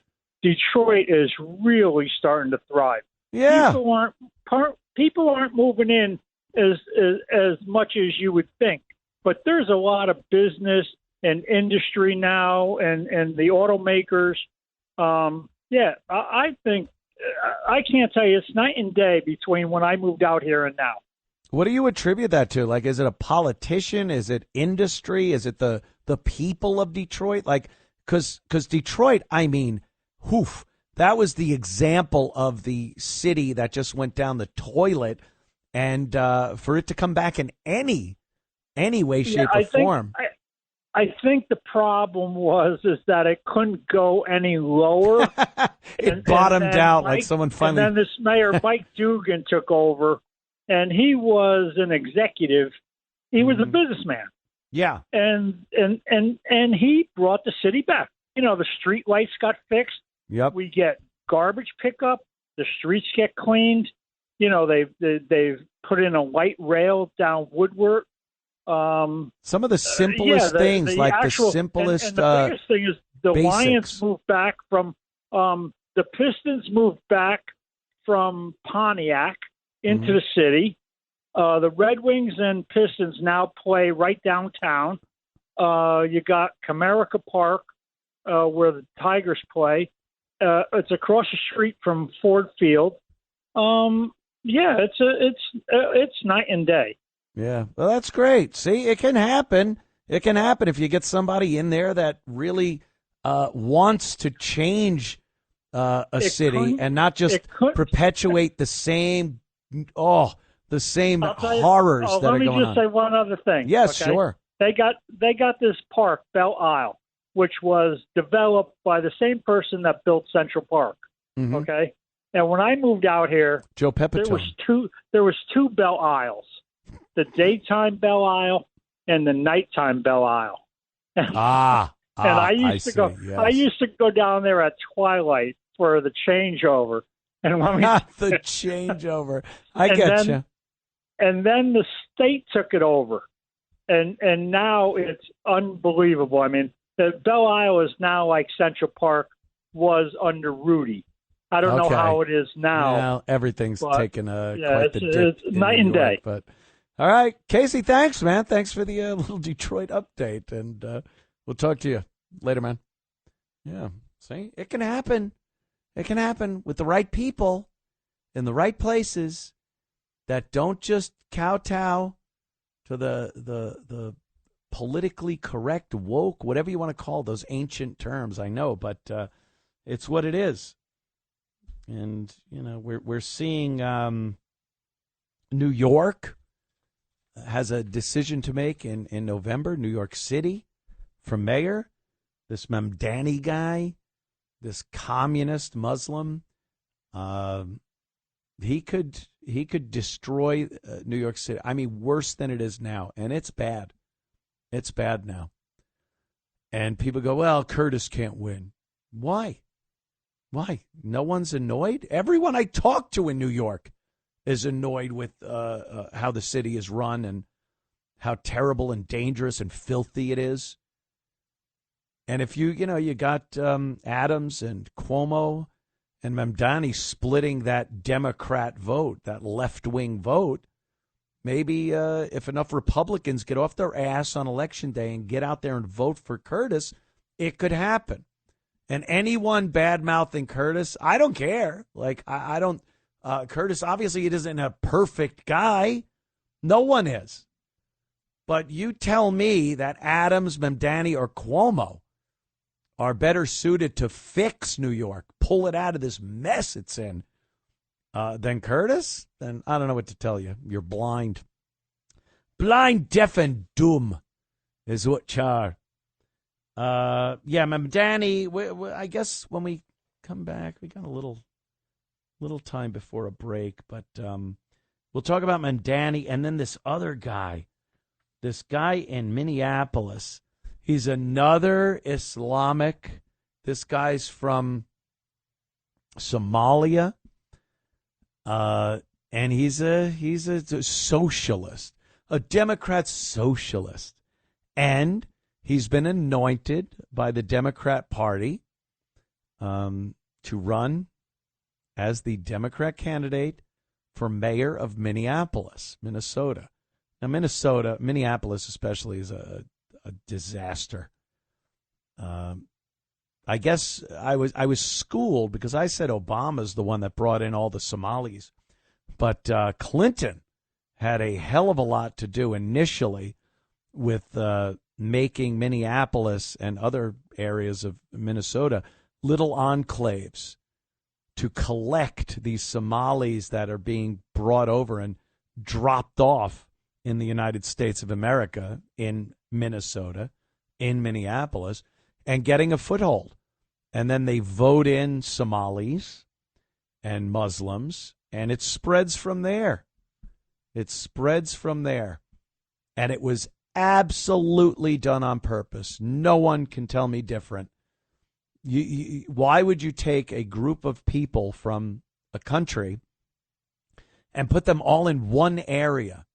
Why wouldn't you distribute them so they're more apt to assimilate to their neighbors and neighborhoods?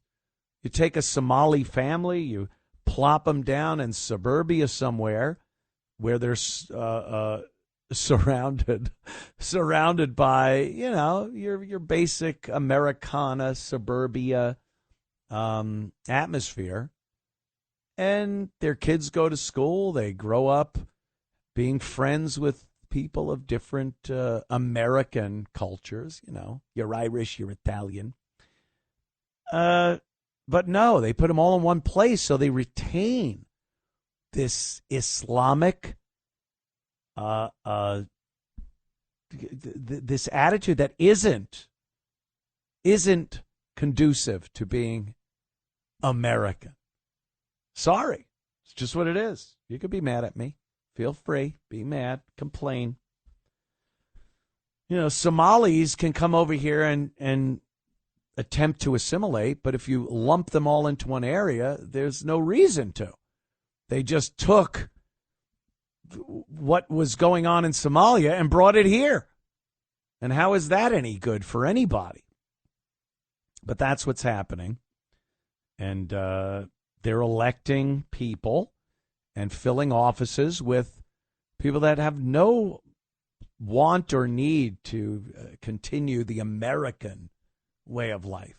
They want to turn these towns and cities and then states into what they left, the horrors of what they left, the tyranny of Islamic State, the poverty of sub-Saharan Africa. And then they come here and just want to business as usual, continue it. I understand you want to move into a nice neighborhood, and believe me, this whole big racism thing isn't happening. Neighbors, if immigrants move in, they aren't going to just start going, "Hey, you, we want you out of here." They'd be the first ones to go, "Hi, how are you? Oh, you got kids? I'll come over for a barbecue. Keep the lawn nice. Work for a living. Don't be detrimental to our little neighborhood." And everything's fine. But they didn't do that. On purpose, they lumped them into one area so it can spread, so it could be in one spot and branch out and spread. And that's what they're doing. And this idiot, we'll talk about him when we come back from the break, this guy running for mayor in Minneapolis, because he's another winner just like Mamdani. Back in a flash with more of the Anthony Cumia Show. Don't go nowheres. It's the Anthony Cumia Show on the Red Apple Podcast Network. It's the Anthony Cumia Show. Entertaining and informative. On the Red Apple Podcast Network. The Anthony Cumia Show. Let's go to the phones. Detective Nolan, New York City. What's up, sir? Good evening, Anthony. Regarding your point you raised about there's going to be no prosecution and Tulsi Gabbard already making excuses after the referral. Yep. The best example in recent history is Tony Bobolinsky.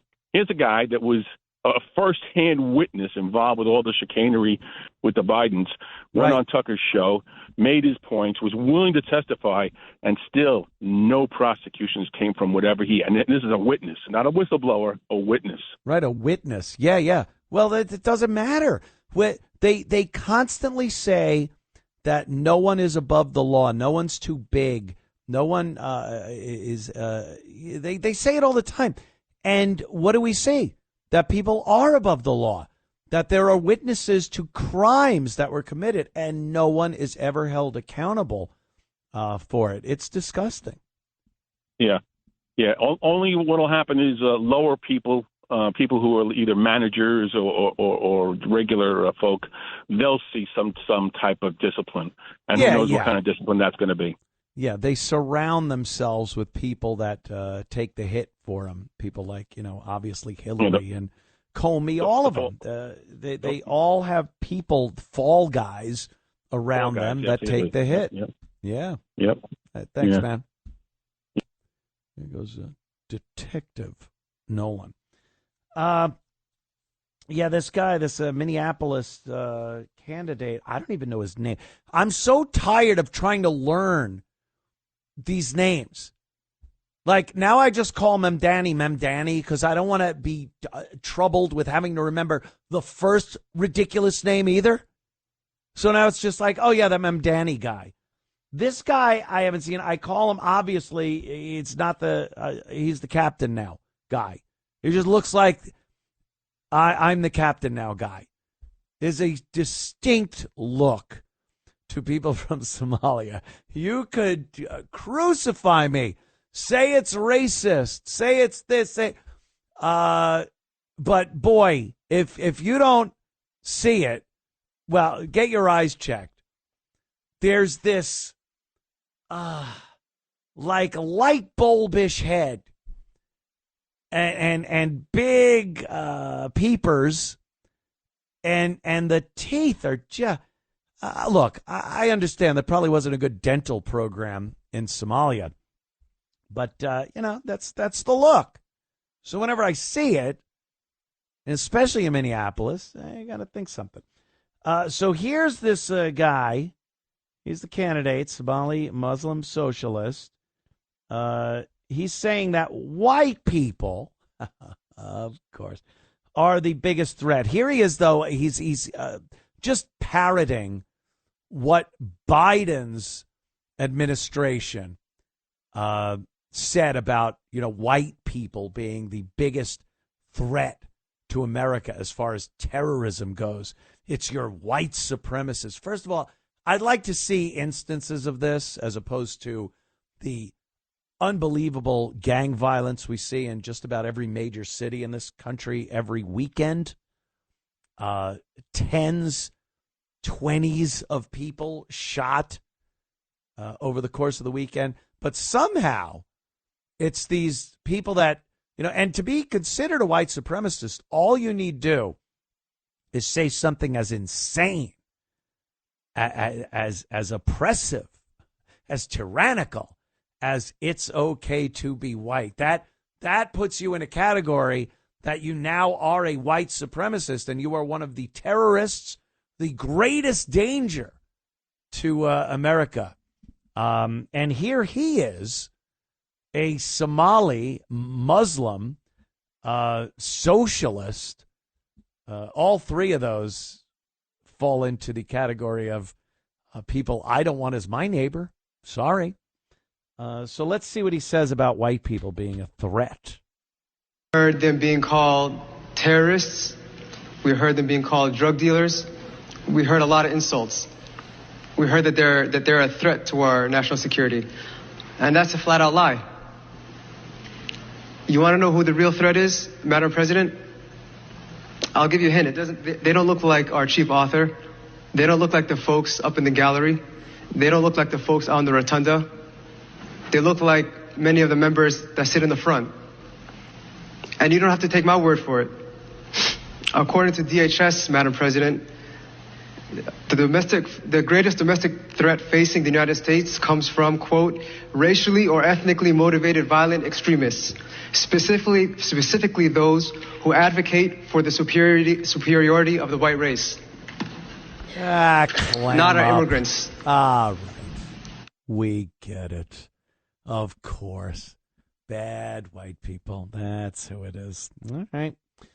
Well, there he is. Enjoy Minneapolis. He's going to be your mayor because I have no doubt that he will win. Minneapolis will vote him in. They'll have a big party, and they can continue swirling down the proverbial toilet bowl.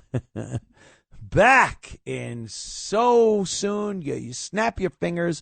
We're right back with more of the Anthony Cumia Show. It's the Anthony Cumia Show on the Red Apple Podcast Network. It's the Anthony Cumia Show on the Red Apple Podcast Network. Yes, another hour of the Anthony Cumia Show coming up. Thank you for popping on. Eric in Orlando has something to say about Omar Fatah. What's his name, Eric? Omar Fatih, it looks like. Fatih. I think that's how you pronounce it. But I just happened to be watching that Captain Phillips movie based on that true story, you know, the one with Tom Hanks where the Somali pirates hijacked them. Yes. This guy looks like the band leader who's trying to hold up the ship. Oh, yeah. Well, that's been a thing that the second his face was put on television, we went, oh, yeah, that's the same guy. It's the Somali kind of look. I don't know where it comes from. I know that certain societies have gotten a common look over the course of the years through, maybe some incestuous thing, a little inbreeding, perhaps. I don't know. He's got like a little head and chiclet teeth. It's creepy. It's the I'm the Captain Now guy. Yeah. Remember that guy?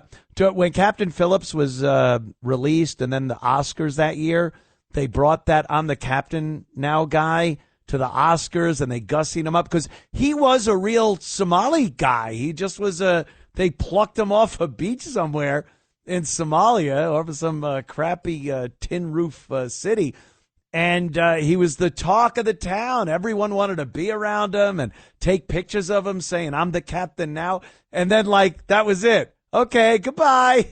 That's how Hollywood works. He's got a shot in Minneapolis now. Look out, world. Oh, yeah, please. He'd be big. And maybe he lives there.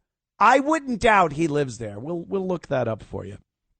Thank you, Anthony. Eric. Appreciate the call, man. Yeah, the I'm the Captain Now guy. The real funny thing, as far as this election goes, is Jacob Frey, or is it Fry, the Democrat mayor of Minneapolis, that just lost the primary. I mean, this guy now has the Democrat ticket. He's the mayor that was crying on his knees, head against the casket of a one George Floyd. And he was weeping, bawling. What do they call it? When you're just you're crying. It's not even crying. It's way above crying. Bawling. Yes, bawling. That was him. I guess he thought that would help him out over the course of the years. Well, they quickly forget about beta liberal pathetic white guy crying at George Floyd's casket when a Somali guy comes up and can put two words together, and he's now the head muckety muck for the Dem ticket for mayor. So good luck. Good luck there. I guess that's about it for Minneapolis, but we can take a short trip from Minneapolis, hop on that plane, and let's go to New York, because we have the same nightmare happening in New York. Mamdani, he's pretty much your number one pick for mayor at this point. You know my take. I think Curtis should be elected. I think if enough Republicans get in there and that Dem vote is split three ways between Mamdani, Cuomo, and Adams, I think Curtis has a good chance of getting in there. Just got to, get off your ass, Republicans. You live in one of the 5 boroughs. Get out there and vote. Don't think it's impossible. Don't go, oh, why bother? Don't even say, I don't like Curtis Sliwa. You can not like him, but you want to live with a socialist, Muslim, Democrat, Mamdani guy? That's who you're going to get. If you don't like Curtis, you got to not like that guy even more. If you're a business owner, a homeowner, someone that just lives in New York, doesn't want their head caved in with a piece of cobblestone while you're walking down the street. Maybe that's you. You don't want that.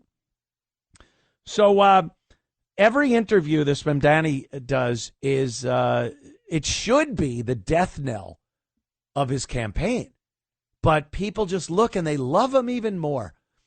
He does his cute little TikTok videos. That's what it is. Have you seen Cuomo trying to get in on this? It's really sad. Curtis knows how to do it because he's just being himself. He goes out, people record him on their phones. He's talking to people about real issues in New York. Mamdani's got it down. He's got a campaign that obviously knows how to cater to youth, the youth of New York. And it's, quick cuts, funny, text on the screen, vertical videos. Not landscape videos, vertical videos. He tries to be charming and a little awkward, and the people love him. So Cuomo was trying to do it. It was so sad. He's just walking all stiff. Hi, I'm Andrew Cuomo. I was the governor. Just don't try to do these videos. Stick to because he's the guy behind the desk, with the law books behind him, and he's just pointing at the camera saying, this is why you need me as your governor. But politics now are all about this trendy look of TikTok and Instagram videos. And boy, Cuomo just does not know how to pull that one off. Hello, I'm Andrew Cuomo. Yeah. Hello, I'm Andrew Cuomo. And Hello, I'm Andrew Cuomo. Yeah, he's just stiff walking like he just took one in his pants toward the camera. It's frightening. It's frightening to watch. But Mamdani, he does these things pretty well. But every interview he does, a sit-down interview, it just comes off as, why the hell would we want anyone like this as the mayor of New York? The first clip I have here is him talking about, something that some people call socialist, maybe even communist. I don't know why they'd call it this. It's abolishing private property. Yes, listen to this. My platform is that every single person should have housing. And I think faced with these two options, the system has hundreds of thousands of people unhoused, right? For what? And if there was any system that could guarantee each person housing, whether you call it the abolition of private property or you call it, just a statewide housing guarantee, it is preferable to what is going on right now. Mm-hmm. And I think that people try and play gotcha games about these kinds of things. And it's look, I care more about whether somebody has a home. Cares more if someone has a home than your private property. If it's between housing people and the abolition of private property, well, he's for abolishing private property. This is, first of all, let's just get this straight. Thank God the mayor of any city in the country does not have the power of eminent domain. He can't just say, hey, that's a nice plot of land you got. We're taking it for public housing. So I don't know why he's even bringing this nonsense up. I guess he thinks the liberal, the dumb kids with the nose ring and the blue hair. Yeah, I know that's kind of hacky to say these days, but it is. It's the blue hair and nose ring crowd. They would look at it and go, oh, that's great. Not knowing that a mayor cannot do that. That is way beyond the powers of a mayor of a city to try to take people's private property. He could campaign for it. He could try to talk to the people that would have to sign off on someone like that. I guess a state governor. It's probably even higher, senators and whatnot. But it just shows what kind of person he is. He has no respect for the American way, the way we do business, our capitalist society, our rights as Americans. If it's your private property, that's yours. That's yours. No one takes it. And in certain instances of eminent domain, the unbelievable amount of litigation that needs to happen in order to take someone's right of their private property away is astounding. So, asinine. It's just to appeal to the extremists on the left. Yeah, take those rich people's property and put the poor people in there. Like, yeah, that's not quite how it works. Then he was asked if, this is the dumbest question, never mind his answer. Are prisons obsolete? Now, I wouldn't even know how you would say they're obsolete. I think we know we need to put bad people in a place where they can't get to us. And that in and of itself seems to be a pert good reason to have prisons.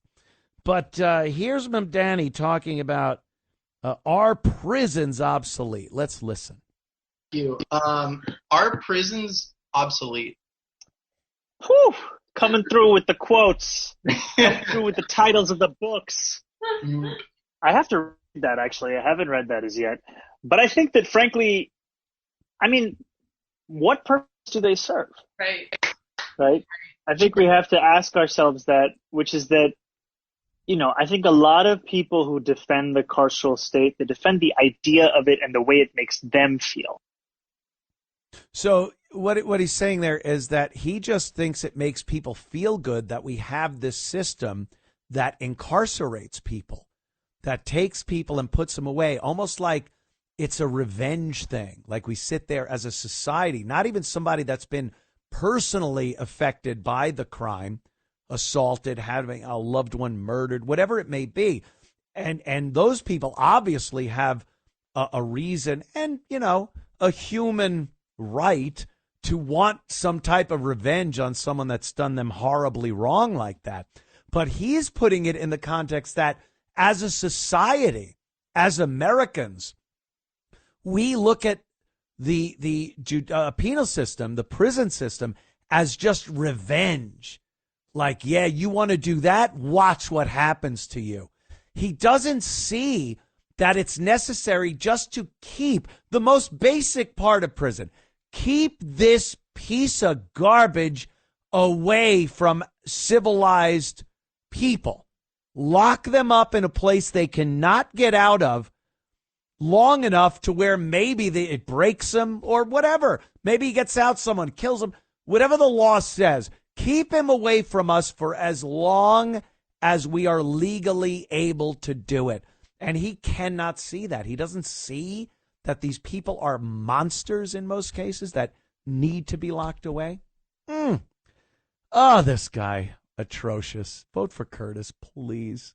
Back in a flash. Anthony Cumia Show. It's the Anthony Cumia Show on the Red Apple Podcast Network. It's the Anthony Cumia Show on the Red Apple Podcast Network. Yes, the Anthony Cumia Show. Let's take a quick phone call here from Mr. Joaquin in Pennsylvania. How you doing, buddy? Hey, all right, Anthony. How you doing today? Good, good. You know, the whole problem is the deep state is above the law, and they're still running everything. Yep. And when you really think about it, Russia collusion, the Republicans could have stopped it when Trump came into office. They controlled the presidency, they controlled the Senate, they controlled the House. Yeah. And then what did they have? They had Jeff Sessions who recused himself, and they assigned Director Wray, and they assigned AG Bill Barr. You know, so they're showing us that they're still in charge. And when it comes down to Epstein's death and Butler, PA, there's too many potpourris of incompetence. You know. Yeah, it's really the fact that they are so willing and forward to say no, we're not conspiratorial here. Something didn't happen. We're just so bad at our jobs. Like they're willing and able to say it's incompetence, people. We're completely inept.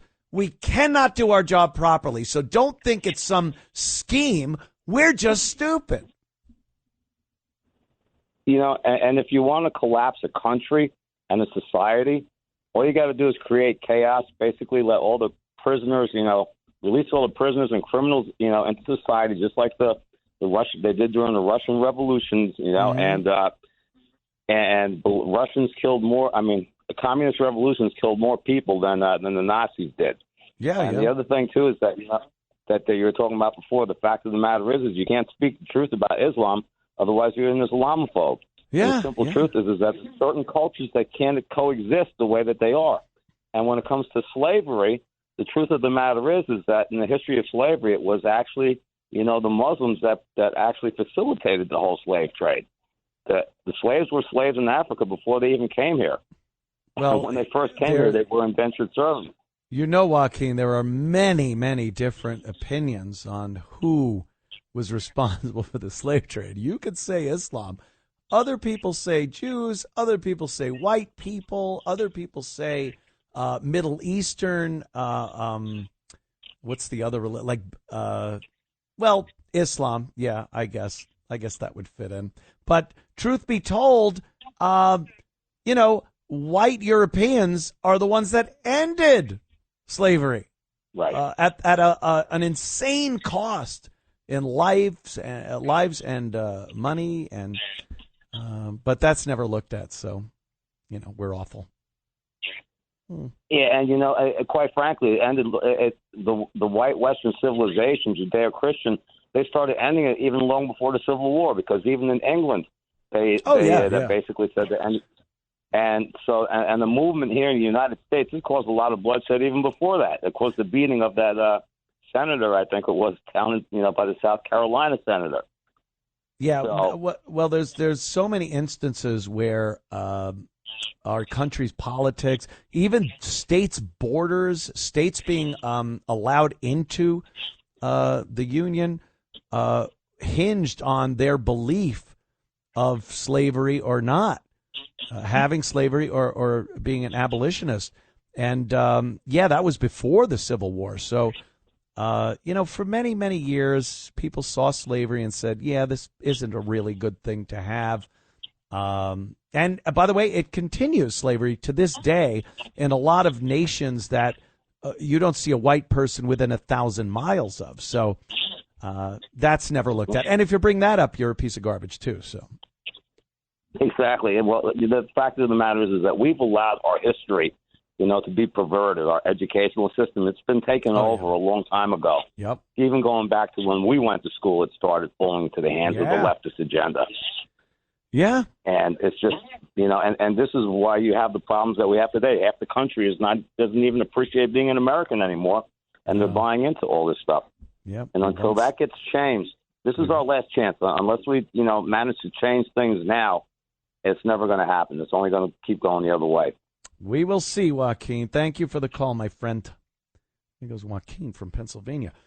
Yeah, I was listening to some guy talking about like raising your children in this country. And he brought up a great point that you don't raise your kids. Whether that changed over time or it was always that way, I don't think it was always that way. But these days, your kids are raised by the government, whether it's the school system, what they see online, the restrictions that are put on you as a parent and things you want to do to raise your kids, homeschooling, things like that. They have made it where they are a partner. They are your partner, parent, in raising your kids, and they are with your children a lot more than you are. This guy was talking about the fact that, yeah, you have dinner with your kids maybe, you get home from work, you pat Junior on the head, ask him how he did. But truth be told, they're being raised by outside influences.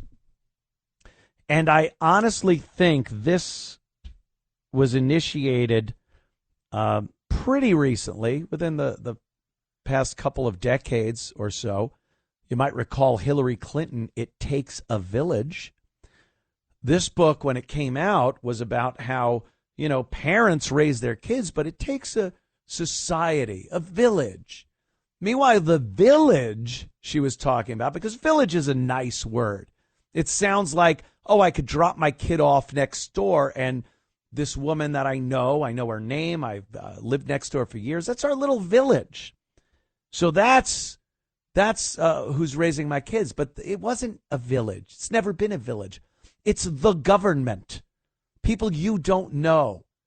People that want to influence your kids to create little clones of them to then carry on their agenda as time goes on. And I found that fascinating because when you really look at it, how much time are parents, working parents, really with their kids to sit there with them and teach them and talk about their day? What did your teacher tell you? What lessons did you learn? What are they teaching you in social studies, if there is still a social studies, about American history? And a lot of it is stuff that the parents would never want fed to their kids. I have a few friends that have kids, and some of them are lucky enough to have been able to spend a lot of time with their kids. Their jobs gave them that liberty. And it's just been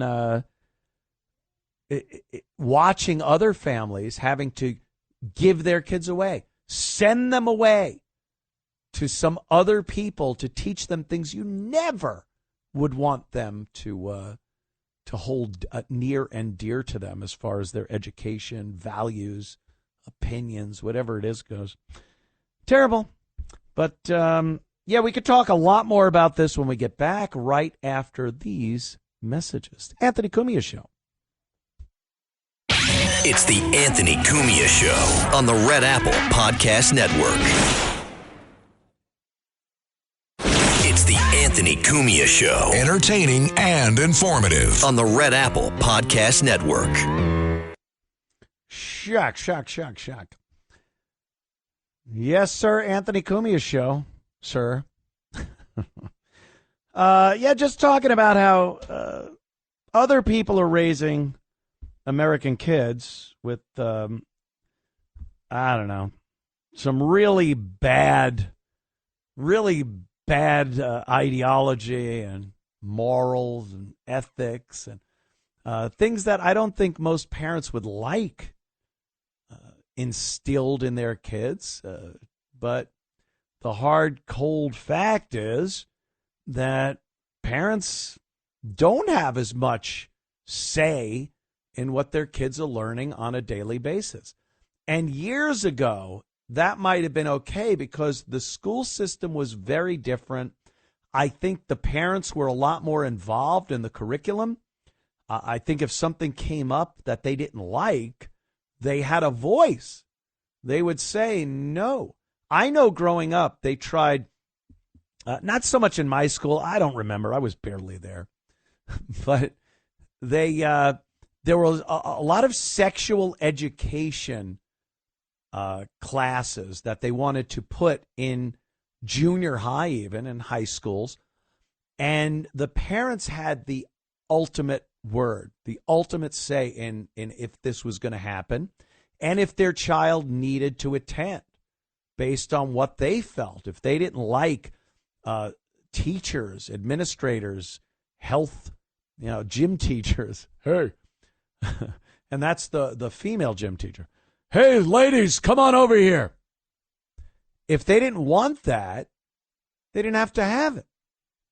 Now, teachers have this power to have conversations with the kids about sexual subjects, and they don't have to tell the parents. And they go to great lengths not to tell the parents.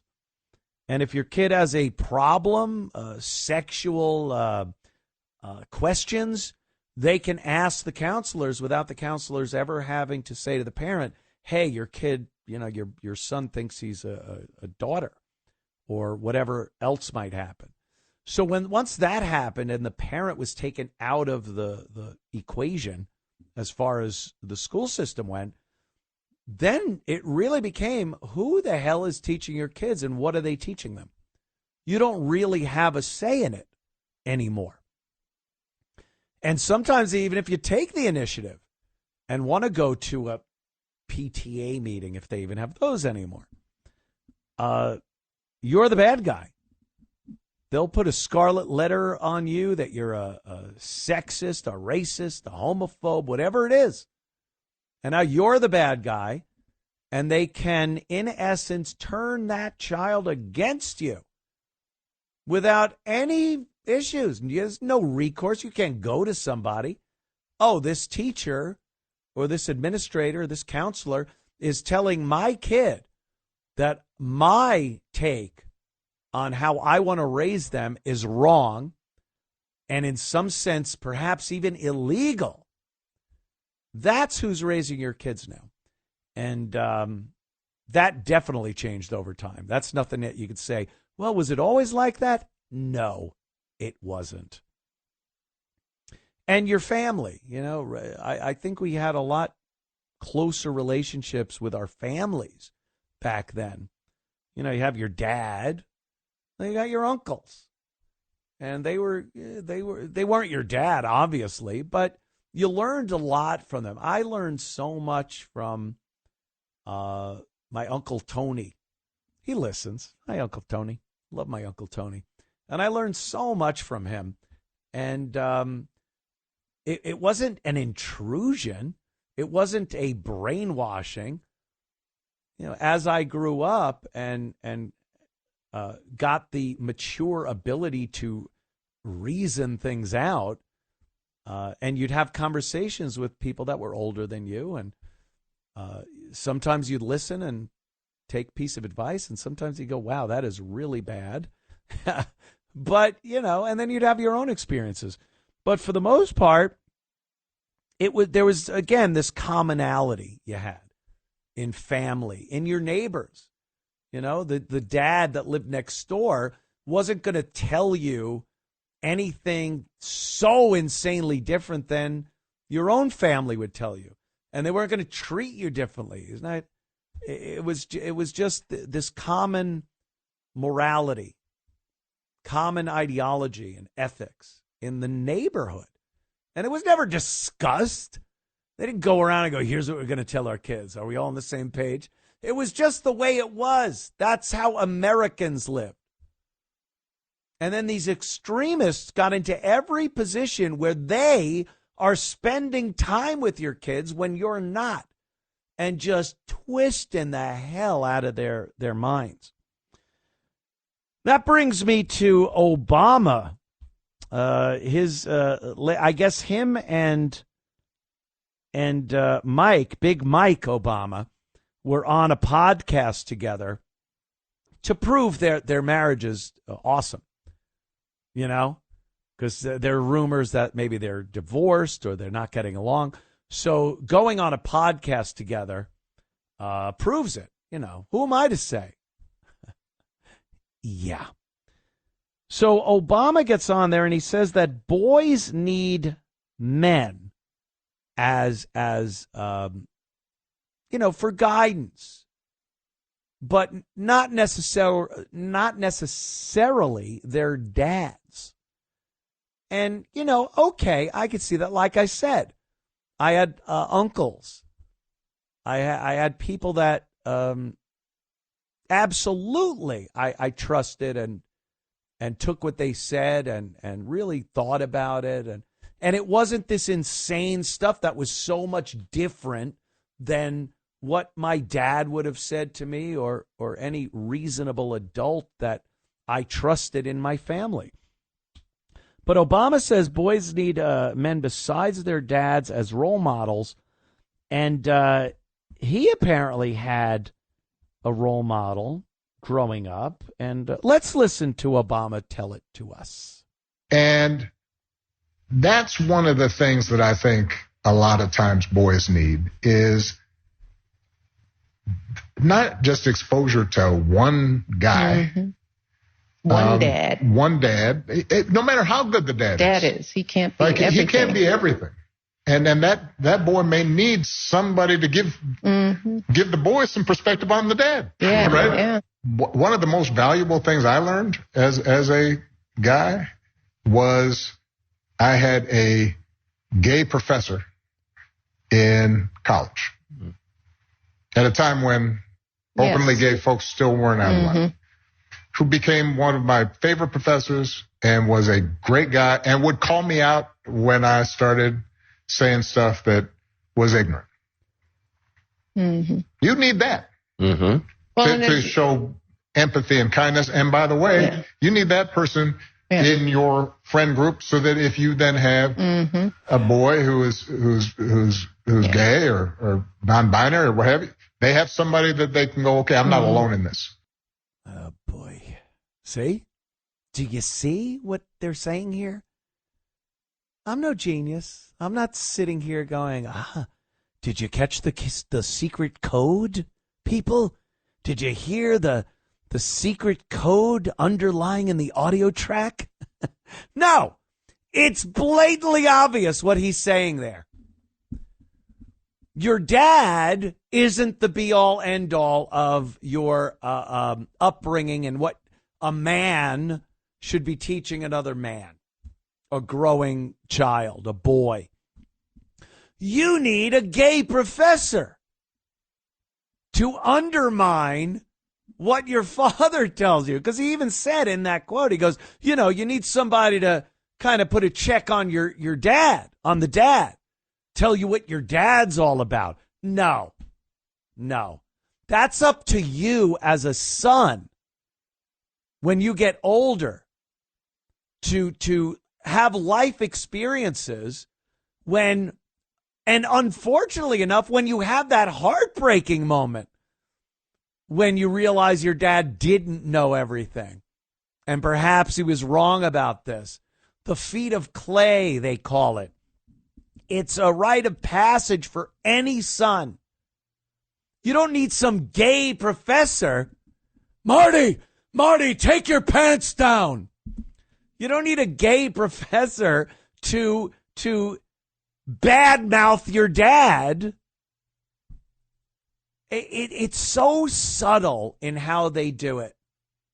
It really is so subtle in how they present this perversion of raising kids. I did it. I had a gay professor. He taught me a lot.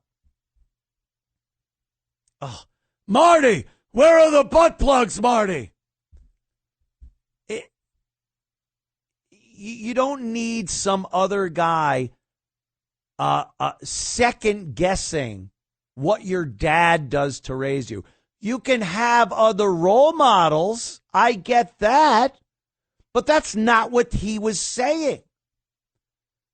And this goes back to It Takes a Village, the Hillary Clinton book on how your child shouldn't just be raised by the parents. They got to be raised by everybody. And the fact that the word itself, village, is a trap. a trick. I go into a village I live in. I know everyone there. I need to borrow some sugar from next door. Hey, I'm going out. My kid needs to be watched while I go to the store and come back. I have the utmost trust in the people in my village. She didn't say it takes a bureaucracy. It takes a city. It takes a government. Because people would go, how about you go screw? But a village, just people with like-minded. No, they're not. This has been a plan and a plot for decades, generations, to undermine the American family and how you hand down certain ideology and basic morality, basic laws of nature. You know when something isn't right. Everyone that lives in any type of a civil society understands right from wrong, good from bad, what you should do and what you shouldn't do. And occasionally that line gets stepped over. But for the vast majority of people, we understand that. And they hate that. They hate that gets passed down because it's so strong. A parental bond to their kid. That parent has a lot of power in influencing that kid. So what did they do? They took that power away from the parent by giving them less time with the kid, less influence when that kid is not in the direct line of sight of that parent to influence that kid. And look where we are now. You think I'm lying? You think I'm coming up with some harebrained scheme of what they're doing? It's blatantly obvious that this is what we have seen happen. Young Americans are out of their damn minds. Almost forgot the 7 dirty words George Carlin told us about broadcast radio. Yeah, it's blatantly obvious, but some people, their eyes are open, but they're not seeing it. They're not seeing it. And this is something that has been generational. You know, the slow boiling frog in the pot, whatever analogy you want to use, or this is what's been happening for a long time. And the parents used to be who didn't think the parents were the number one influence and educator of the child?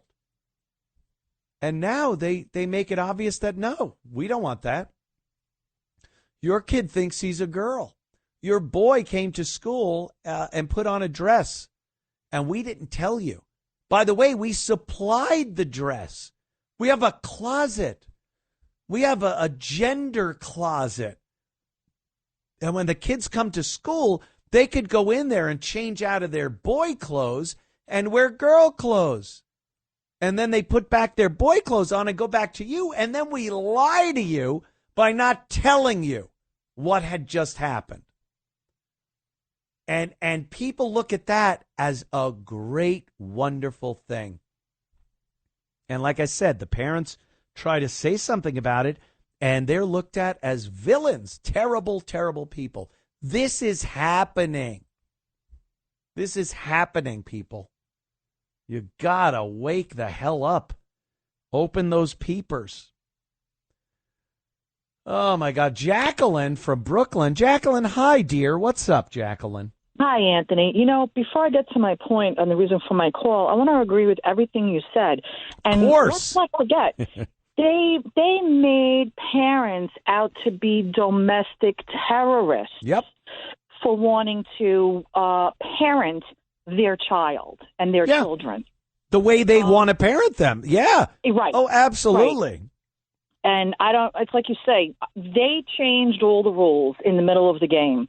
Yep. But what I was calling about was when you were talking about Mamdani and the mayoral race in the city of New York, the one thing that I'd like to point out to people is that recently, since the primary, Mamdani is down about 8%, and Curtis, ironically, is up within that same period of time, the same percentage.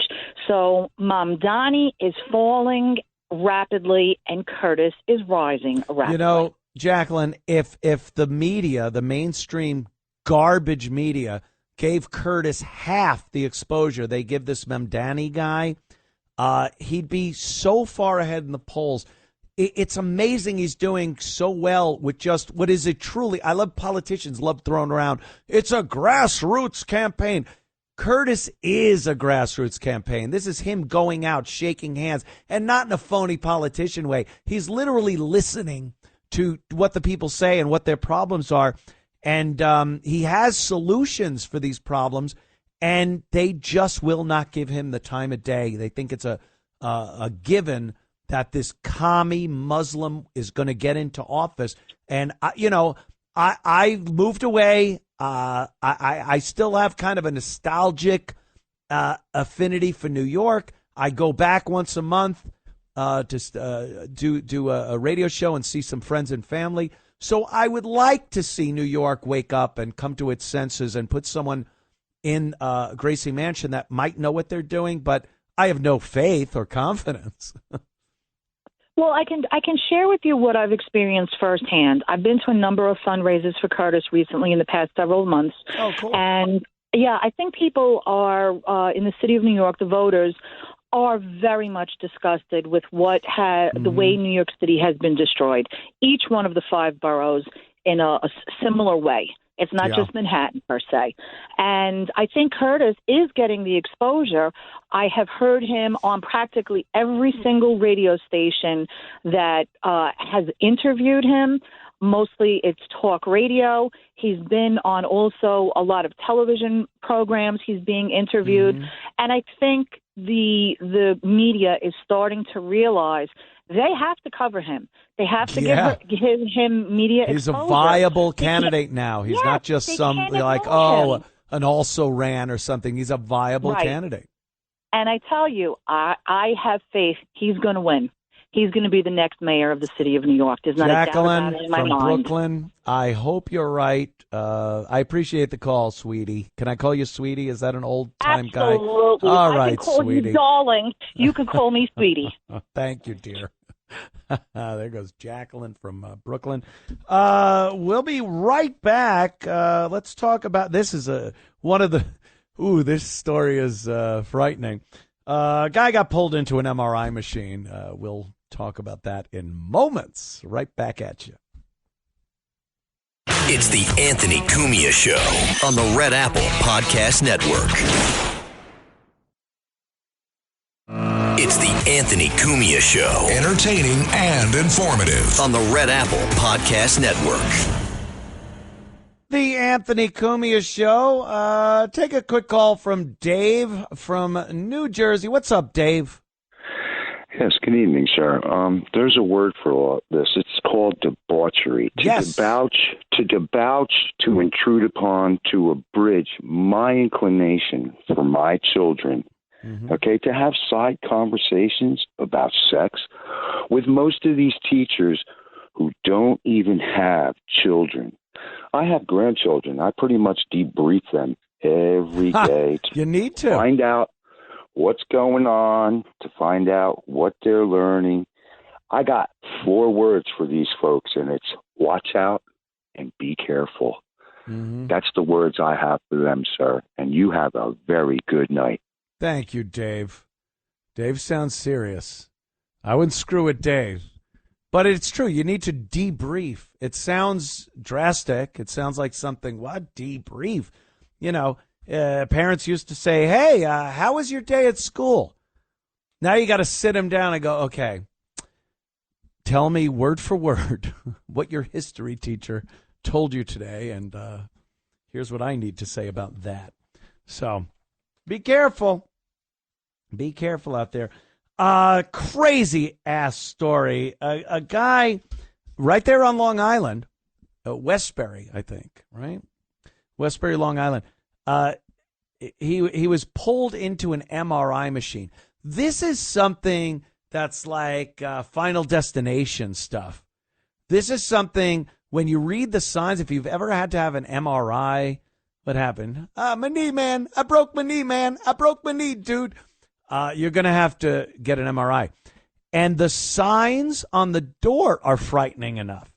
You read those things. You see a radioactive bomb shelter sign. You see this shadow image of a guy being twisted into a pretzel. It's frightening. It's frightening. But you kind of know there are signs. No metal in this room. If you have metal on you, do not. And then if you're the patient, you have to put on one of their little gowns with your, you tie it in the back with your butt sticking out. And there's nothing on you. And if you have any type of metallic hip implants or something, they need to know this. And then other plans are made, whatever the case may be. Metal and MRI machines, we've known about this forever. So this woman goes in to have her knee looked at. She's brought in by her husband.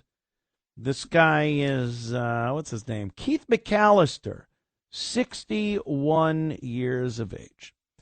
And he's in the waiting room.